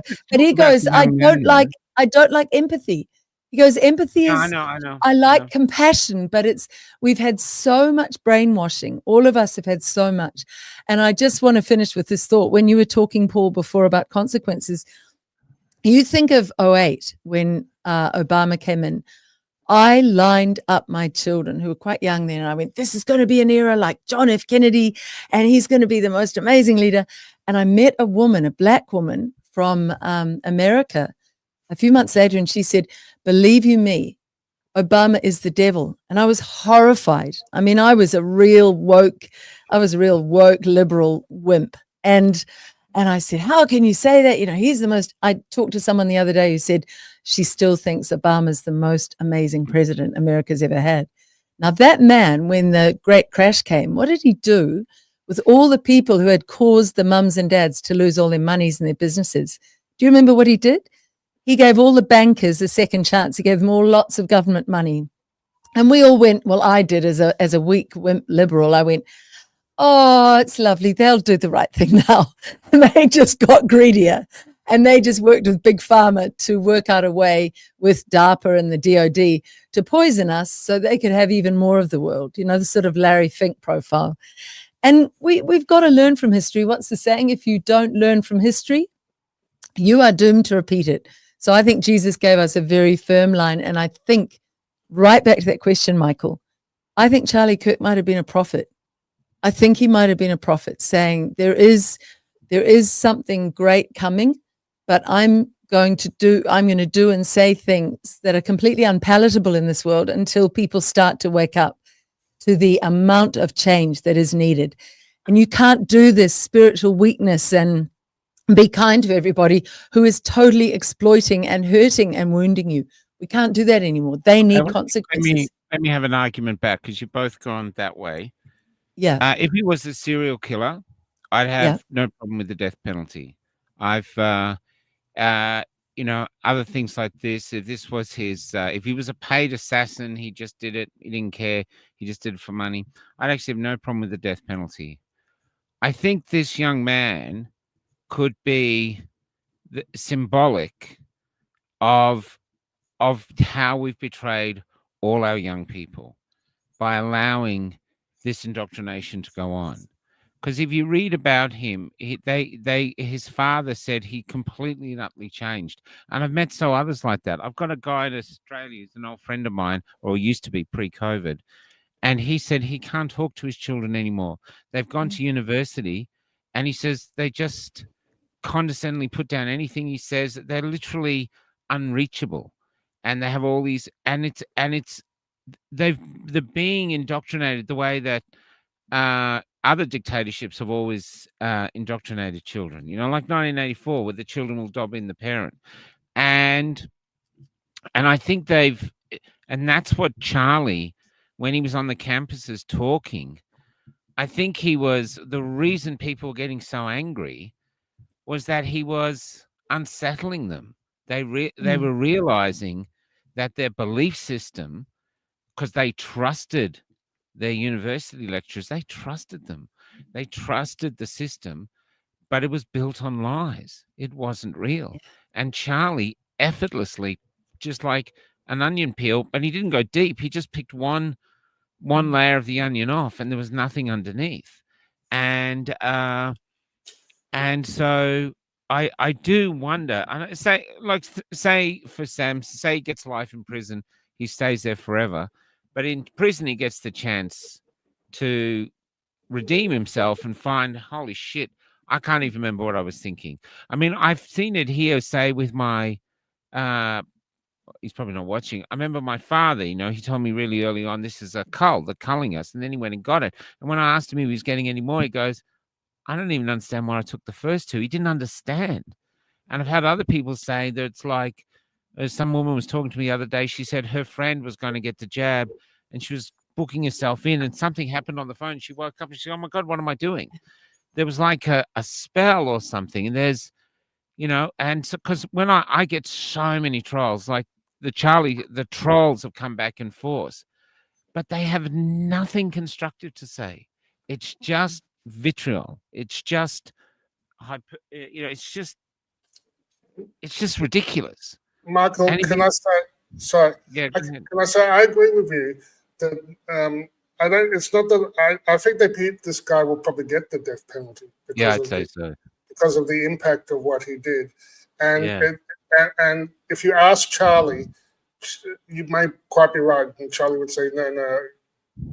Who knows? We don't know what Charlie would have said.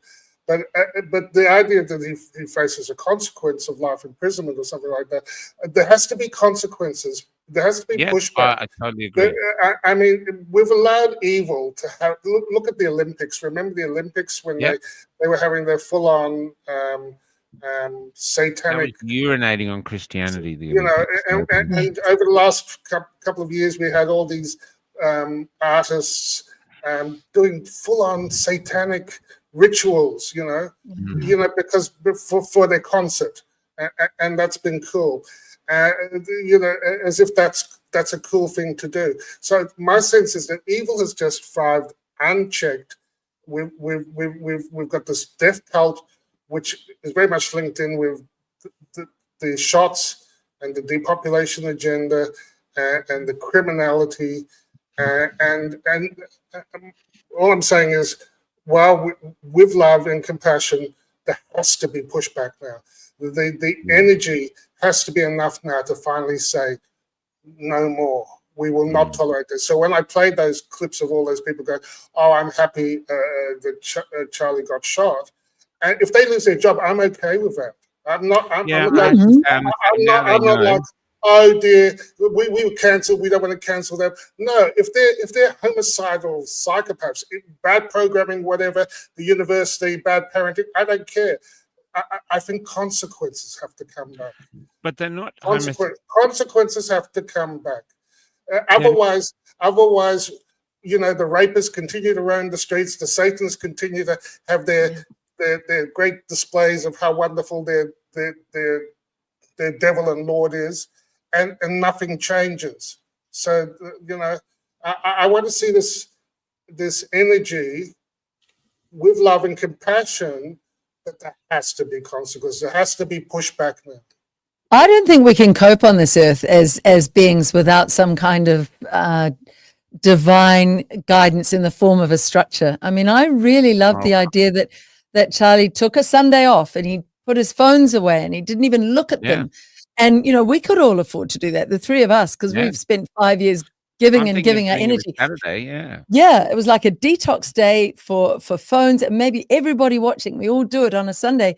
Then you think, I wouldn't mind finding a little local church. It's not about religion for me. It's about a direct link. I'm an adult. I don't need I don't need the censoring woman in Australia to tell me what I can and cannot watch. I don't need a priest to tell me what to believe. I can work it out now with finding people online that I trust and thinking about what they say and asking questions and reading. I'm going to go back to reading a lot.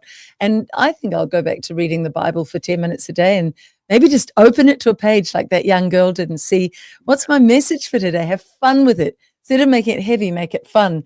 But I think we need to go back to our communities, and those images that you gave, Michael, of a little town in Australia with 2 churches or 1 little church. How fun would it be to just get together and say, let's all meet, maybe on a Wednesday night, and just say what we've learned and about the Bible. Maybe we just need to do that to counter what Paul's talking about, which is this. I have known now definitively for the last year and a half, since I stood in the elections in New Zealand, there are demonic forces raging around this earth. And that video you showed, Paul, what I wanted to say was, those people are actually occupied beings. The person has really gone and the demon is speaking through them.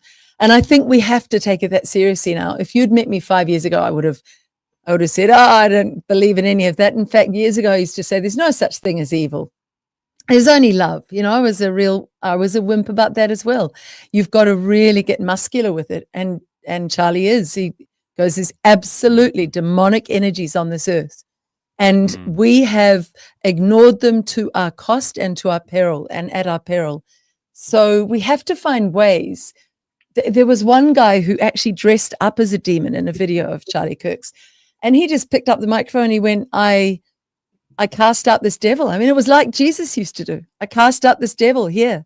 I cast you out. You know, I put the sacred, basically, energy of God. I can't find the words because I'm not yet familiar with them, but it was beautiful what he did. It was very calm, wasn't emotional, wasn't rude. He's not a bigot. And then he proceeded to ask him if he wanted to have a conversation.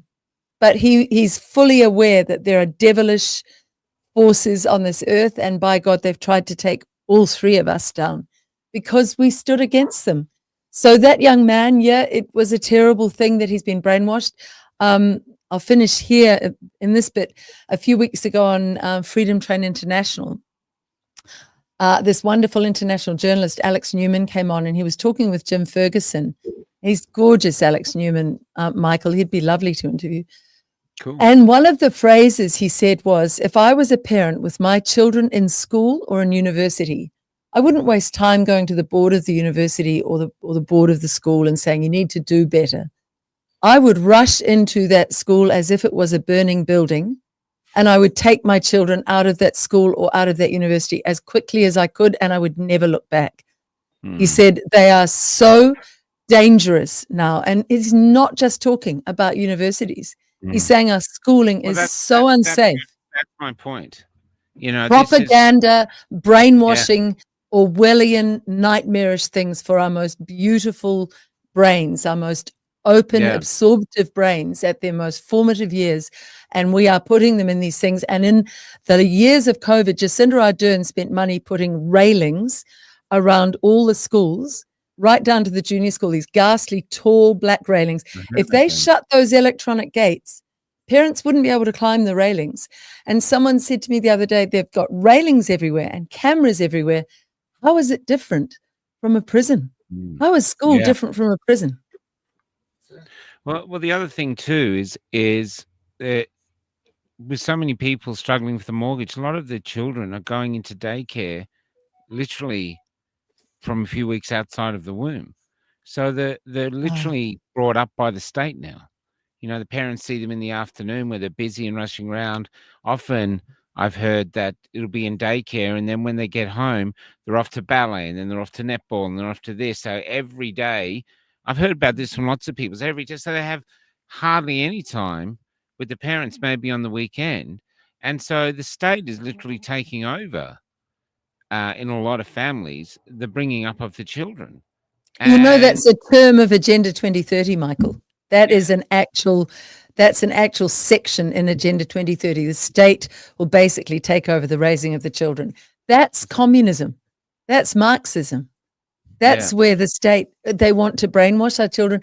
And all kids, what they most love is just mucking around at home with mum and dad relaxed with them. Absolutely. Absolutely. I mean, everybody knows it. I remember my son was probably a year old, and everyone was buying him these great presents, and he just wanted to play with the box.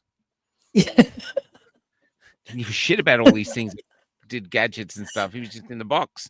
I was babysitting my 4-year-old the other day, my 4-year-old grandchild, and it was a piece of paper that was wrapping a box that had arrived, and her mum had left the paper on the table. So I ripped a bit and I made her this elegant woman with a terribly refined English accent, Michael.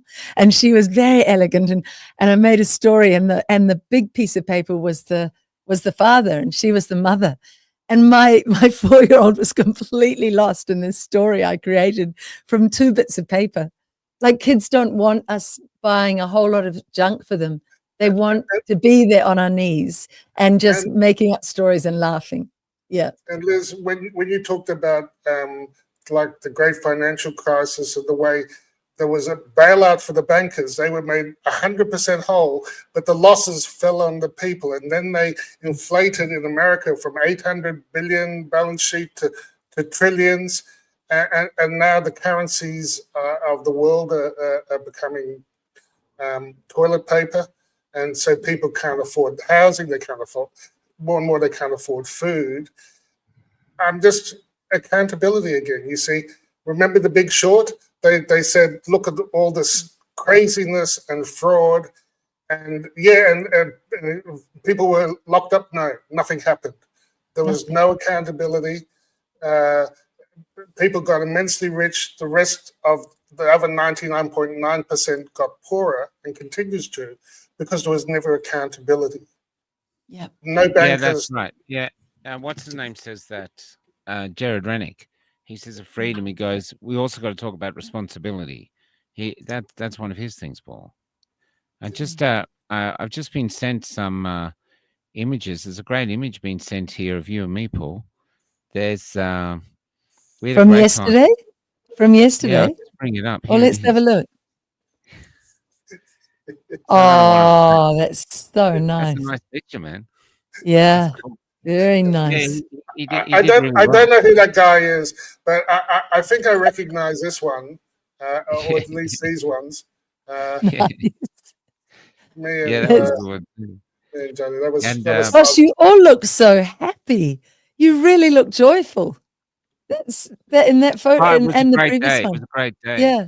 It was a really great day, and there was a really good feeling, and there was lots of huggings, and there's this really beautiful thing. I was getting hugs by lots of guys, and it must be because of my Grindr profile. I don't know. Anyway, I was getting, but no, it was. And what I was doing, they were coming up and hugging, And then I did this thing to them because it was really grieving. And so I just put in an extra bit of strength to sort of just make sure they knew they were hugged rather than just this. And man, they were reciprocating. I was like, ah! It's just these Michael now has 4 fractured ribs. Yeah, but it was really lovely. And I thought, this is how we sell. We're coming together as people. We're understanding the value of each other and how precious and rare we are. And that we've got this remarkable choice now. You can either be totally irrelevant and just put your head down and just keep running. I've got a song called The Lucky Country, and it's saying, just keep running, head down along our fading golden shores. We can do that. Or you can stand and do anything. I met a guy yesterday, if he's watching, he goes, I've put out 50,000 stickers. He goes around, he knows where to put them and stuff. This is great. This is what I said before with you, Liz. You know, the 12 apostles were brought down by little waves. This is the war of the little waves. And so he's doing that. Yes. Other people are doing these things. It doesn't matter what you're doing. If we all do a little bit, they will not be able to withstand it. And talk about that. The 12 apostles are rocks. We're not talking biblical there. These are rocks that were brought down by waves pushing against them. They're sort of monoliths, I guess, of rocks off the Victoria coast. It's supposed to be 12. I don't know if there was ever 12, but I remember when I was young, there was at least 6 or 7. Now there's only 3, and they haven't been brought down by a tsunami or an earthquake, but by lots of little waves just pounding and pounding and pounding and pounding. And eventually they collapse. And that's what I see happening. All these things now is just more, it's the tide of light just coming in. And we want to get rid of the hate. The hate's had 5 years. We've all learned about, we've actually benefited myself.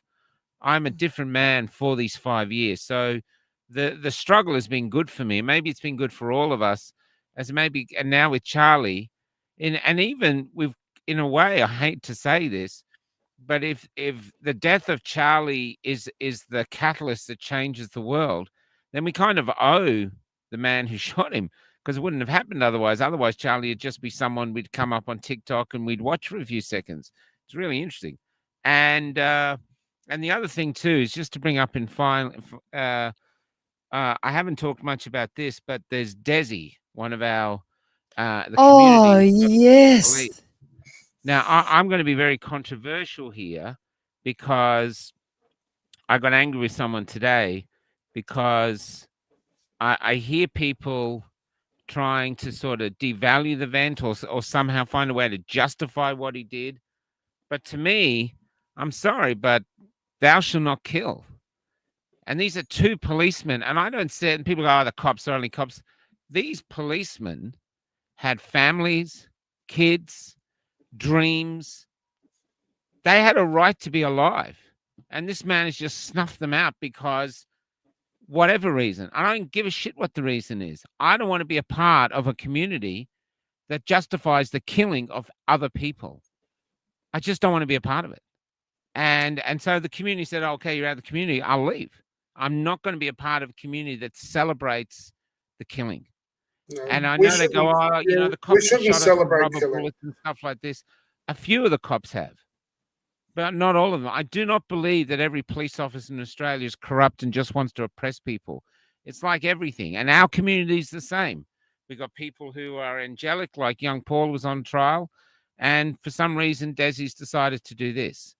It's a tragedy. And I do, right, people have said he didn't do it. I'm sorry. But he did do it. As far as I'm concerned, he did do it. I don't believe that. And I believe by saying he didn't do it, then you're actually trying to get him off the hook, where we know people who know him and people who were there. And I was on his farm once years ago. Yeah, I can't condone it. I think it's fine, Michael. You know, this is one of the 10 commandments, thou shalt not kill. And, you know, you're restating it, and that's fair. I understand where you're coming from. I found the video of the fellow who said, my name's John, I've got no online presence. Yeah. The reason is because I'm scared to post things because that I really care about. Should I play that? Well, sure.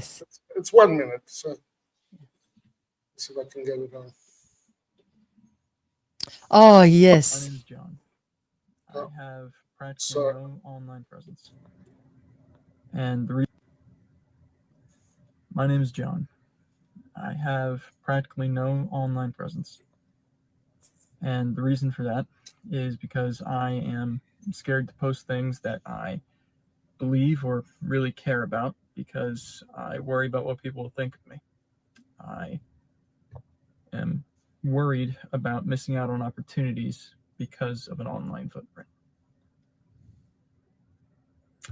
Yesterday, a man died, presumably because he believed the same things that I believe in. I am a conservative, and more importantly, I'm a Christian.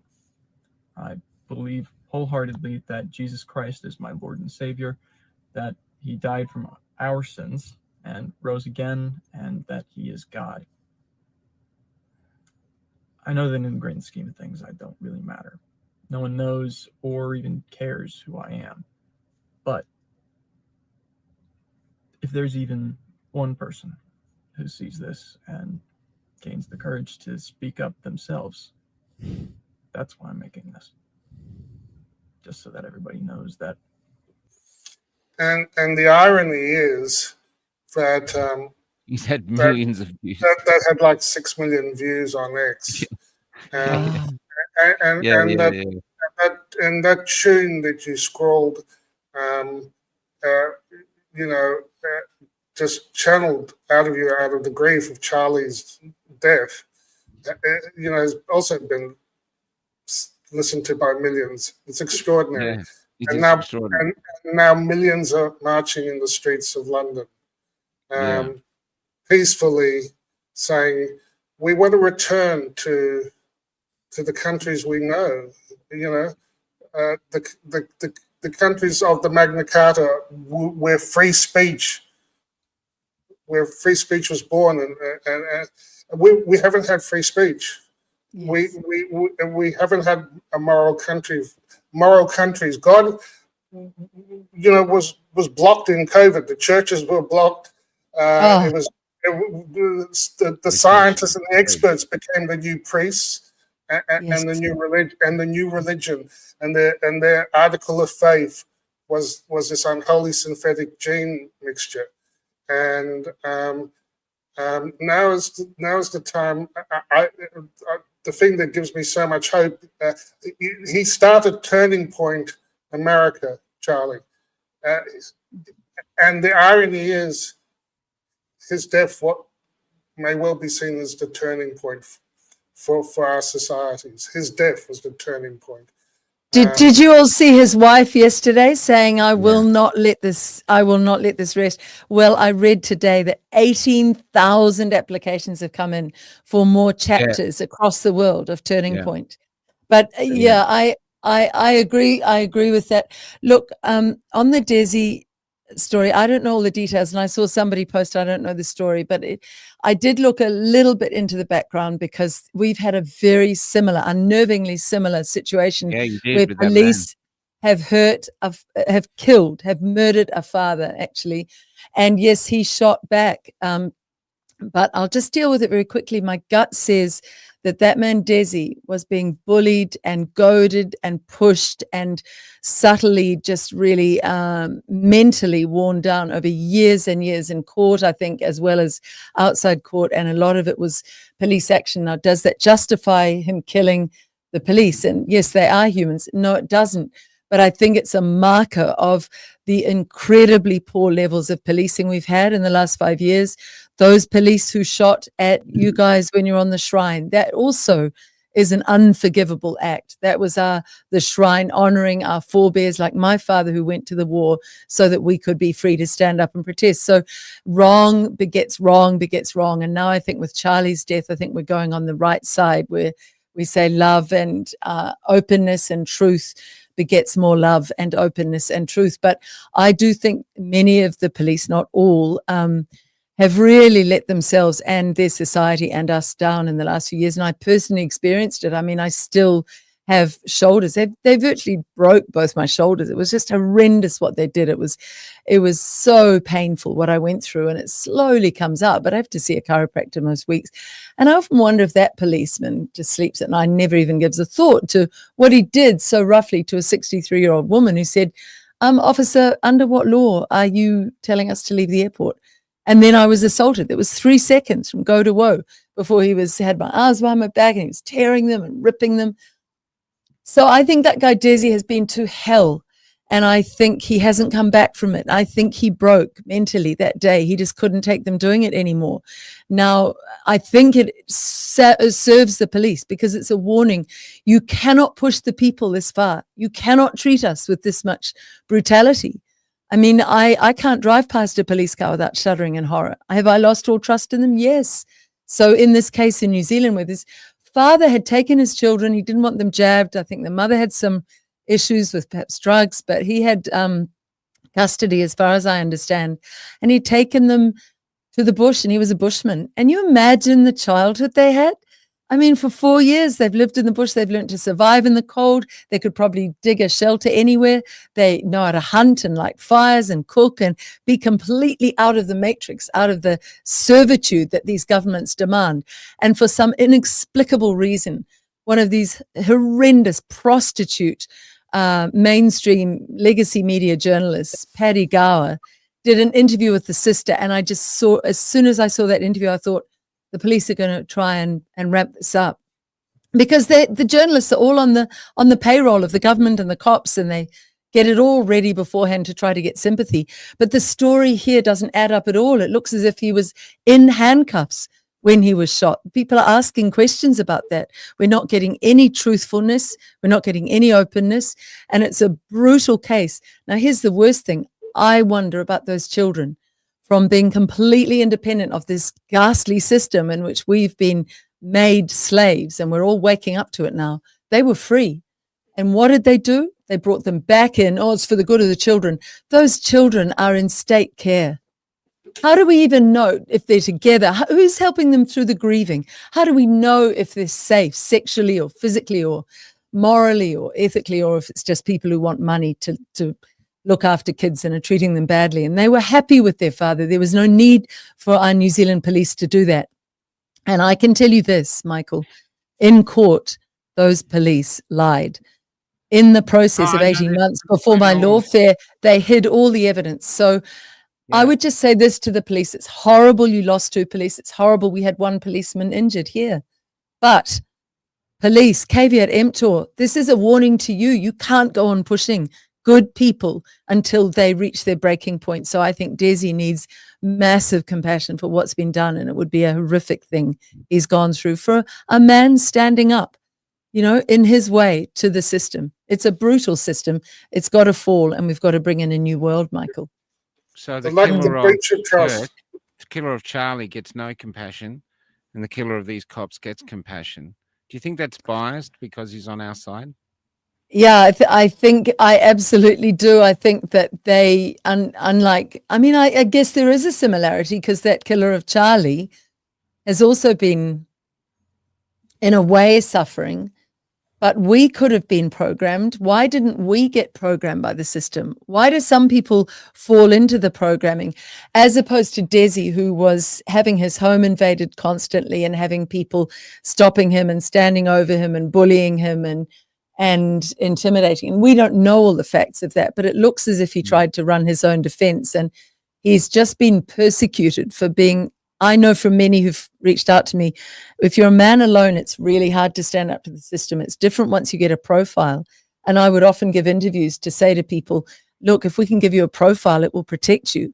So he valiantly sort of tried to go on and take the system on, and it hasn't worked for him because they've just brutalized him. So yeah, look, I get that, Michael. It's and I'm not absolutely advocating for any killer to be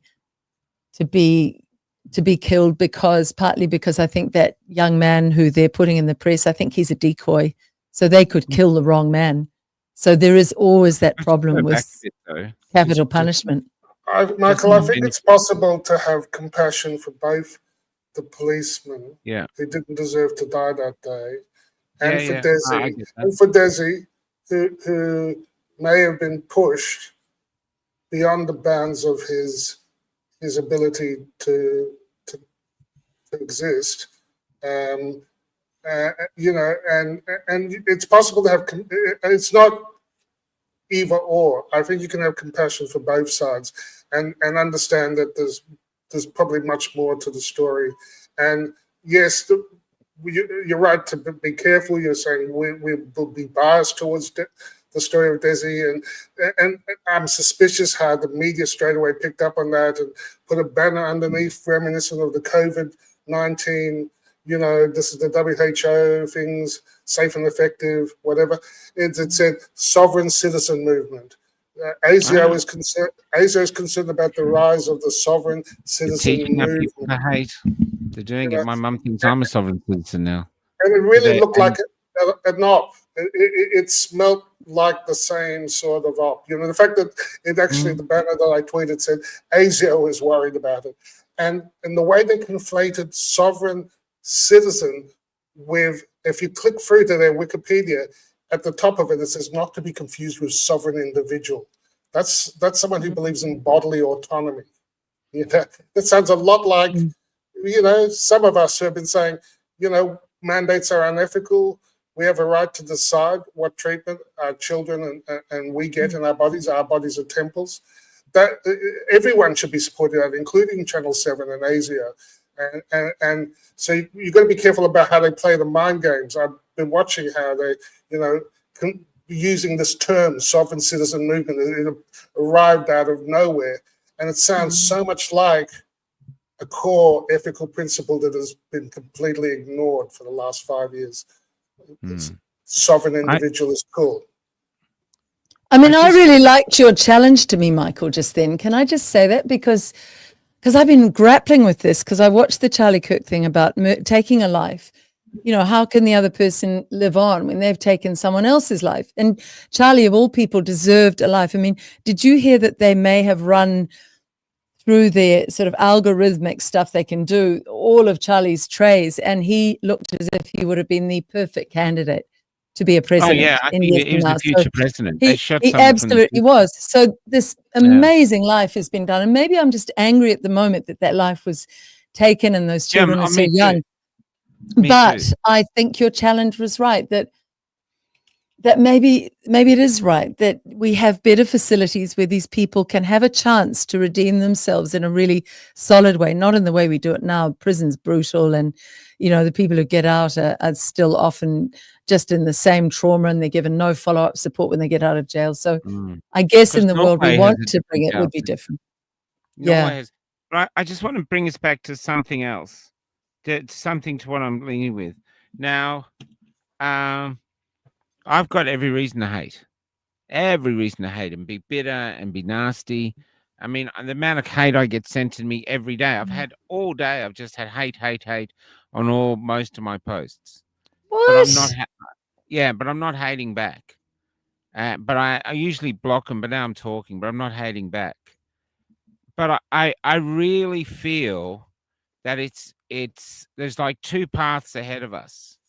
We continue the animosity, and the hate will just continue to divide us. Yeah. And the divide will be unbreachable. We won't be able to get across it because the hate, as has happened in so many countries around the world, the hate gets so deep. Or while it's not that deep yet, it's still significant. It's the most significant I've ever known it. And there's only one bridge that can heal it now, and that's forgiveness. And we have to forgive. We don't have to forget. And these people who have done crime should still go to jail and face retribution. But we have to forgive. Because if we don't, then we'll continue to go through life like you with that cop, wondering if he's sleeping in bed. But all you're really doing, Liz, is holding on to a cactus. The only one who's suffering is you. At some point, you got to let it go. And I don't have any animosity towards the people that shot me or anything. I've gone through that now. I actually grieve for them because this is a beautiful country. It's a free country. And for some reason, they could not see it. but they became our oppressors. They've backed off since then, but they became our oppressors. They dressed up in black storm suits, and that's what they wear. And I feel for them, but I can't help them unless they want to talk. Juan's reached out to me now and again, and now he's gone quiet that he wants to talk, but he's not. And I just feel in the longer term, we cannot leave this beautiful country on a path that will one day, maybe it might take 50, 60, or 100 years, but could one day end up like Israel and Palestine. Yeah. We have to steer Australia back to a place of a beacon of decency for the world, and forgiveness is the only way to do that. And more than just almost one more word.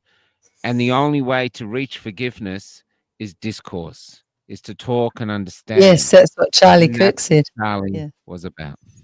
Yeah, I agree. Without anger, but it has to lead to action. Charlie took action.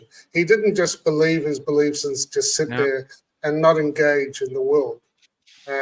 He engaged in the world.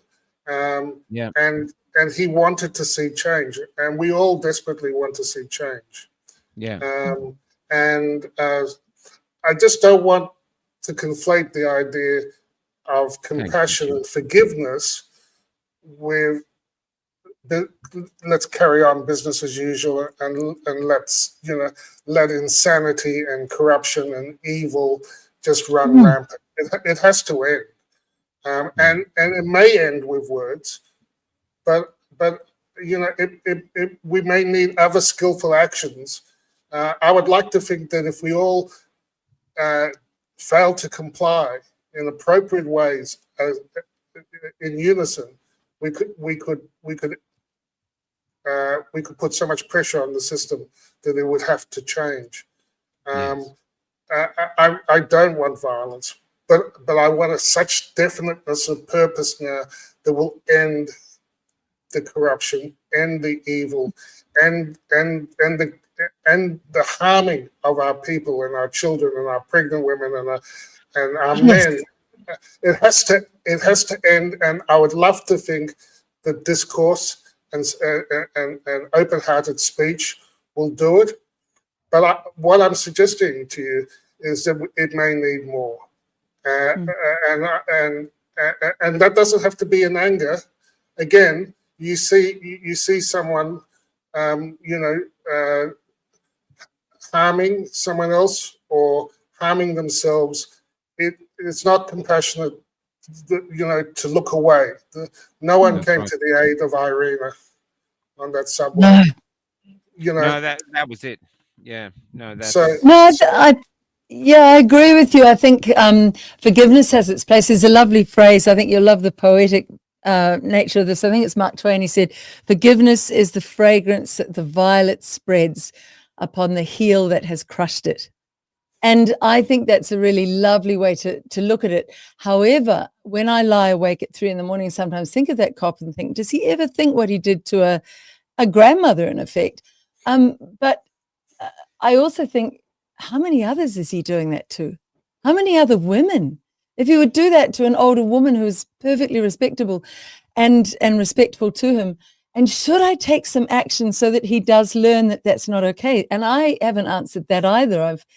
But I do absolutely agree that being bitter or angry only hurts us. And I see Tracy put up a comment, I think it was, forgiveness is for ourselves, really, because it's no good being bitter or angry in this life. It allows you to move on. Yeah, I can't understand why you're getting all these trolls, Michael. Why are you getting them all? I think it must be that you're very over target, and they know that you're really influencing, a little bit like Charlie, and that you are fearlessly freedom-minded, and they will never be able to break that out of you. So they're setting trolls on you. What do you think they are? I do. I think it's a compliment. Yeah, look, I feel for a lot of them because all they have to offer is hate. And that's what I talk to them about. Everything you say is hate. There's nothing else to you. Is this it? And you've been taught to hate. You've been taught. This is not even you. This is just how you communicate now. You've been It's beaten. beautiful. You're like a dog that's just barking at the passing parade, you know, and you don't realize you could just stop barking and join us. Do you know 'Cause what we're it is, leaving. Michael? It's like those videos where Yeah. you see a dog that has been chained and abused for a long Yes. time and is mangy and full of disease. And then when they bring it, they release it, bring it, show it love, clean it, heal its wounds, and then you see a dog transformed, you know, a happy, smiling face. If the love is the answer, but yeah, my question is, what is the skillful actions we need to bring about this change? Here's a question for you both. What would you do if Dan Andrews walked into a meeting that you're holding and came up to you both afterwards? Would you shower him with love, Michael? Oh no, I'm not that soft. I wouldn't shower him with love. He's got a lot to answer for. Yeah. No, I'm not saying that, but and I'd like to see Dan Andrews in jail. I reckon I reckon he's or at least on trial. There's things that he has to do. Not that. Yeah. But I'm not soft that way. But to me, I saw something remarkable this week when I was in the trial of Paul. They found him guilty, and as soon as they found him guilty, it seemed that that's all the state wanted, a guilty plea on the hardest, on the harshest, the most egregious charge, which was driving knowingly or recklessly at police. And if he'd had a barrister, the barrister could have got him off probably in a jiffy. Because as soon as he got found guilty, the barrister went, "We don't want any jail time. We don't want a custodial sentence of any sort." And the barrister the prosecution became Paul's lawyer. I actually said in court, "You should have been his lawyer." I remember it was Paul didn't stand a chance against the system. The only thing that saw Paul get an incredibly lenient sentence was just a $2,000 fine, which the community has already paid. So thank you for that, guys. Wow. Was Paul shone? Paul, everyone could see, even the judge commented on his character. They could see that Paul was a decent man. He's never even had a parking ticket, let alone a speeding fine. No, this first offense. So I saw light shine out of Paul that affected everyone, but the state still had to protect itself. And this is what I see fighting and crumbling. We've got AI breathing down our neck, ready to make us redundant, AI and robotics. We have to realize all we have is each other. Those above us are just trying to get on the ark to the new place where they're going, and they've already sacrificed us. As far as they're concerned, we're cannon fodder. So we have to come together, and that includes the police. They're not getting on the ark to go to the new world either, wherever this thing is. They're with us. And so we have to, I think it's a time to shine as humans. I'm asking questions now, and I don't know what the following is, but often when I'm doing a rant like I did today, murmurings of God, or God murmurings, I'm realizing this could get me. Maybe I'll lose Cafe Locked-Out, but it's worth it because I'm feeling, okay, this is what coming to me is the truth. I'm going to say it. I'm going to say it, what I feel compelled to say, and I'm prepared to live with the consequences, And why don't we invite Karen on Cafe Locked-Out? There was just a gorgeous post down there. Yeah, it's a really good idea. There's a gorgeous post down there from a fellow, I think it was a fellow here, was saying, well, what I do with Dan Andrews is first smash him in the face and then forgive him. Is that okay? Part of me down the stairs again. Part of me can relate because he did terrible things. And for a long time, I was angry at Jacinda because I was interviewing all these terribly jab-injured people who were not even being acknowledged. I remember Casey Hodgkinson, we had to raise money for her wheelchair. She couldn't even get a wheelchair from the hospital. Oh, no. And she was totally neurologically damaged. And so for a long time I was angry. And then one day I thought, wait a minute, how can I turn Jacinda around? And I thought, I would never have found the determination to stand up and speak out and the courage and no matter what comes at me with the trolls, if it hadn't been for her.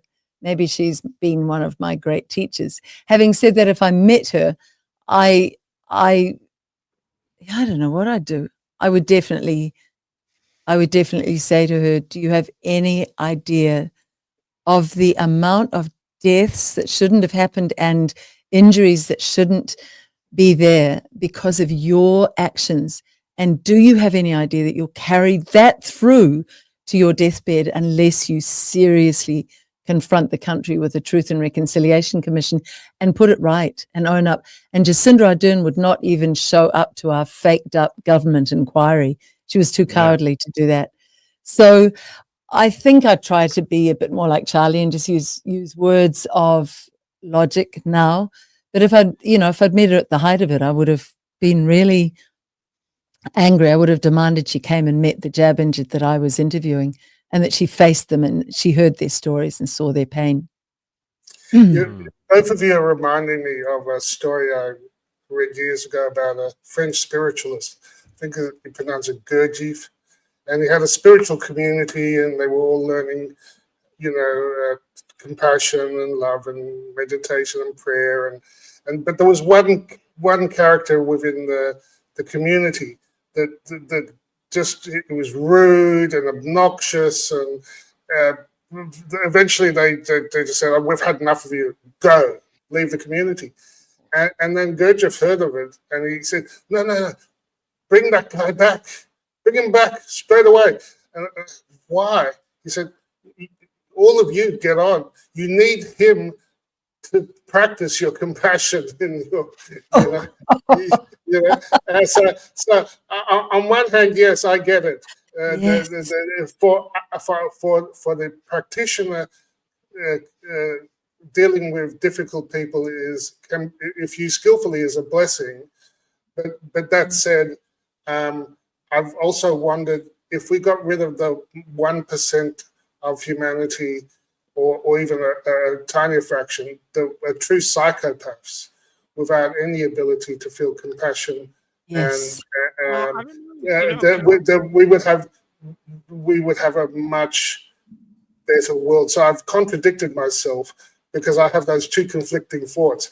I do too. Yeah. The thing is, though, Paul, that it's easy to think that, there's a great documentary called The Corporation, I think, in which these CEOs come out, and this CEO goes, you have to stop me because I can't stop myself. I've just got this thing for making money, and it's like an obsession, narrow focused, and they can't stop themselves. So I think, the corporations are like double-edged. They've given us all this wonderful world and this technology, but at the same time too, they've got this insatiable greed, and life is very complicated, and I think the beautiful thing around it is it's so complicated, so confusing, always has been. And then we got people dying on us, when these people made churches, they'd have children probably dying at birth, or and try to make sense of where they were. So they'd build these churches almost like True North. They're somewhere in there, in this fort is a fort for God. It is something to gravitate towards. And even though they're up for sale, even though most of them are up for sale now, I think maybe we'll get back now. Like you said, Paul, we'll start gravitating back towards some core principles that we suddenly realize benefit us all. Even if I love you mentioned the corporation, because I remember seeing that when it came out, and Nassim Malhotra often talks about that, willful blindness, and that corporations act by their very structure as psychopaths. They don't care about the environment or family or health. They only care about making profit. You talk about put people ahead of profit. We have a structure. And these aren't even people. There's no body to incarcerate, to imprison. These are eternal structures and it has to end. We could end it.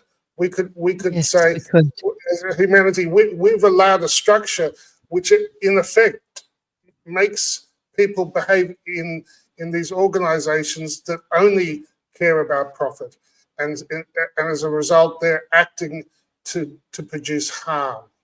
And so I think it's wonderful. We have an opportunity now to re-envisage the world. We might have to still hit rock bottom before we do, but I can see it's late in. I think it's late in New Zealand now. Yeah, we're keeping you up, girl. Oh, it's such a lovely talk, though. It could have gone. Did you And so take I that was. line I of was. speed I told you to take before you did the show? Yeah, I don't think it was vitamin C. What did you suggest? I've been making little notes all the way through because it's just been such a rich discussion. I want to come back to that. It's been that kind of discussion where I'll probably lie in bed at 3 a.m. and go, I should have followed up that point from Michael. And actually, I want to follow this up, Michael. When are you going to publish that play? That play needs to be put on. I want to come to Colac again and see it. Yeah, I'd have to go back and look. It's in. I can't think of plays anymore. But if you want to have something funny, the Blue Bee is taking off. Do you know about the Blue Bee? Well, no, only peripherally. So tell everybody the Blue Bee. So we're looking for a symbol, like a Christian fish. So we're trying this. It comes from Mel, who what's her second name? Mel Hogan, who came up with Daisies for Dazzle. And she said, have you thought of the blue-banded Australian bee? And it's a bee, it's native, it doesn't live in a hive, it doesn't follow a queen, and it pollinates flowers by vibrating above them, and it lives in a hole. So it's us. It's a rabbit hole. That is and so we did it. And some of them come like this, others come with free bee underneath, bee free underneath. And they're really taking off. And I think it's for people who don't want to walk around with hang the bastards on them. They just want something gentle, like a little badge or something. So if you walk in and you see the badge, you can come up and going, I'm a blue bee too, you know? So it's looking for symbols like earrings, and we're hoping, there it is there. There's the blue bee. So it's a blue-banded bee. But here's the joke that we're doing. Ask her, and because they all say we're in a cult, and I'm saying, well, the bee is proof that we're not in a cult, because it wants to be a part of society, but it wants to think freely. But ask us both what the blue bee is. What is the blue bee? It's our God.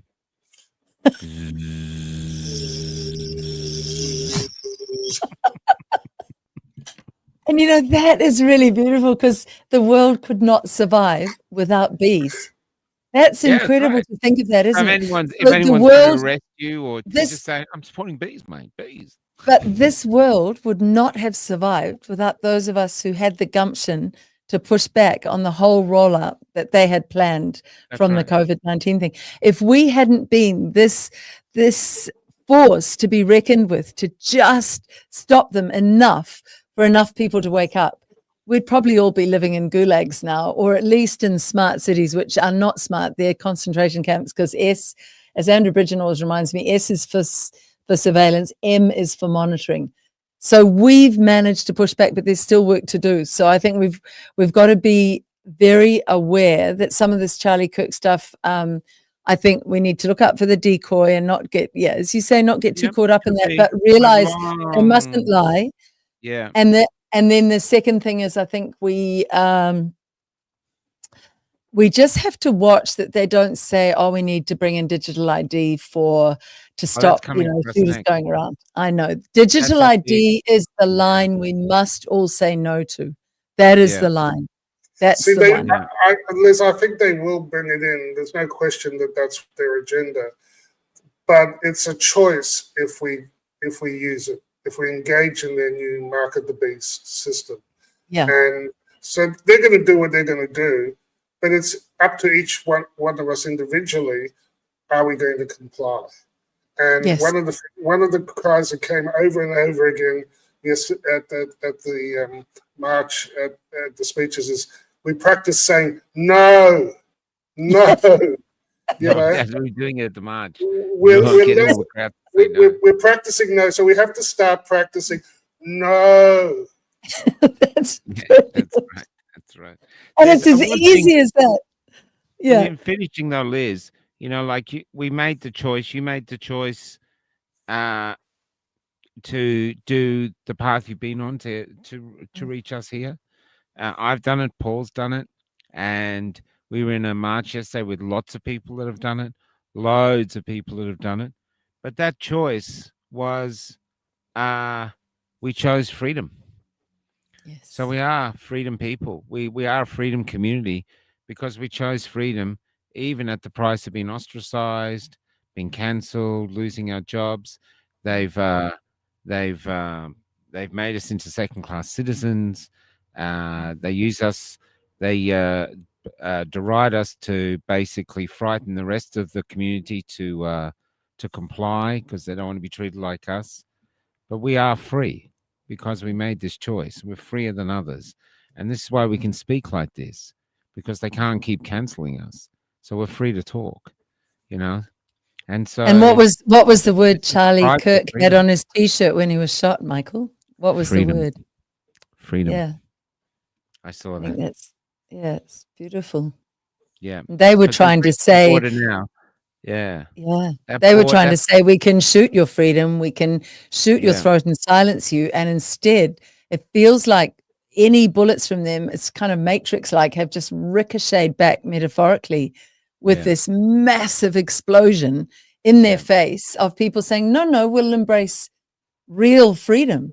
Yeah. And we will wake millions of others now to be with Yeah. us, and we will all stand and pray and turn back to God, which is the one thing they fear. God, they fear love, they fear family, and they fear the word no. So those are the four things, I think. And once Mm. once the majority of people are no longer frightened of their bullets, then they Yes, lose. that's it. That's how it crumbles. They lose their. We're not frightened anymore. You kill Charlie, the hate stops with him. We're not frightened anymore. Kill us all if you want. We're not going to sit back down. You know. Yeah. I wanted to find this little AI meme, but I'm going to explain it to you to finish. And it's Charlie sitting on the stage with the freedom shirt, and he's talking. He picks up the microphone. We don't really see the bullet because the next part of the AI is he just puts his hands together. There are all these angels in the background, and then there's all this bright light coming around him, and he puts down the microphone and he sprints over to his left towards light, and there's a staircase, and at the top is this beautiful man just opening his arms to him, and it's Jesus, and he just races up those stairs to Jesus. And the point of that story is that if we have no fear of death because we've done our best on this earth and we know there is nothing to fear, if we haven't done evil to others, there is nothing to fear in death. It's a beautiful place, as I once told you, Michael, with my near-death experience. So it just made me feel so peaceful. He's in a really peaceful place, and his work here is done. His life has had a massive impact, and his wife will carry it on with all of our support. So what is there not to celebrate in that? Live a good life, have no fear of death, and then you will fear no man or woman. And we will live peacefully and joyfully together through that. And we will win. Good will win over evil now. Absolutely. Thanks, Liz. Thanks for a beautiful show, Liz. I was so Oh, it was excited when you lovely. said you were coming on. Yeah. I love being with you Look too. at him I smiling love like it. a Cheshire. Look at him smiling like a Cheshire cat over there. We got Paul over to New Zealand for the Barry Young data. That was a brilliant Yeah, thing. man. Oh, That's we historic stuff. haven't even had a chance to get to talk about Barry tonight, but we'll have to have you back soon. I'd love Yeah. that. I'd love And then that. you can Barry's take out next your- in court in December, and he's working away on his case. But yeah, that was beautiful. I've got such connections with you both, and it's lovely, lovely to see all the comments of everybody. What a fantastic show this is. It's so. We've got such a fantastic community. That's what I mean. Yeah, we do. You And really the thing is, what happened tonight, like when we were disagreeing, I'm telling we have a few people come on now. It's okay. We can disagree because we're not in a community where we disagree. You're out of the community. We can disagree, you know? Yeah. And that was everything Charlie stood for. He'd be clapping up there. That's what I was trying to say. Talk and share your differences, share your commonalities, but do it with respect and love, which is what we three always do. Thank you both. Thank you. No worries. Yeah. Okay. Cool. Bye. Okay. Good I'm night, gonna everybody. get We're going to go out with the song because we can't play it forever. So we'll go out with the song. This is for a man called Charlie. Good night, everybody. And Good night. See you tomorrow. Thank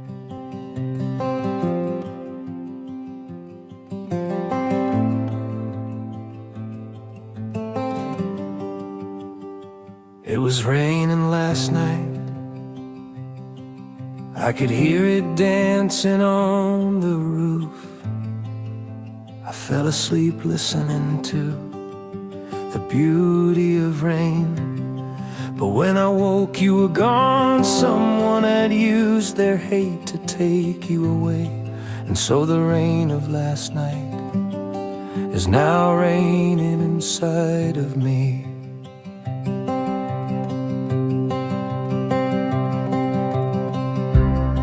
I think the angels just might be standing up to welcome you home, as we remain here fighting in the trench that just grew colder.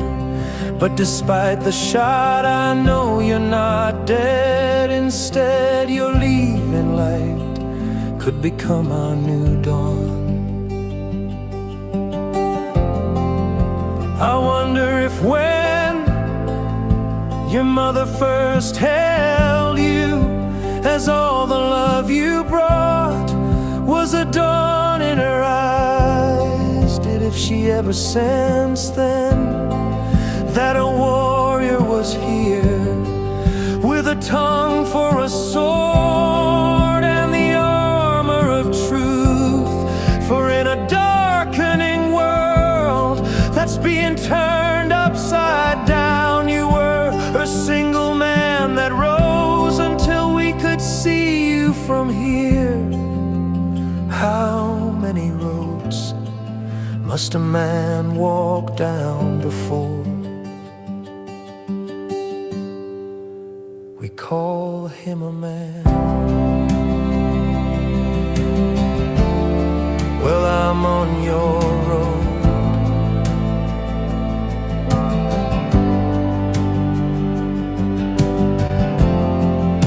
to try and emulate you by constructing a sign that reads Charlie Kirk, a man passed this way.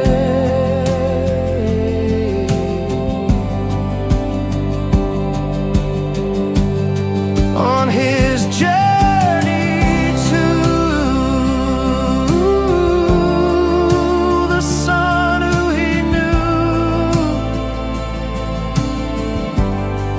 if we faithfully followed,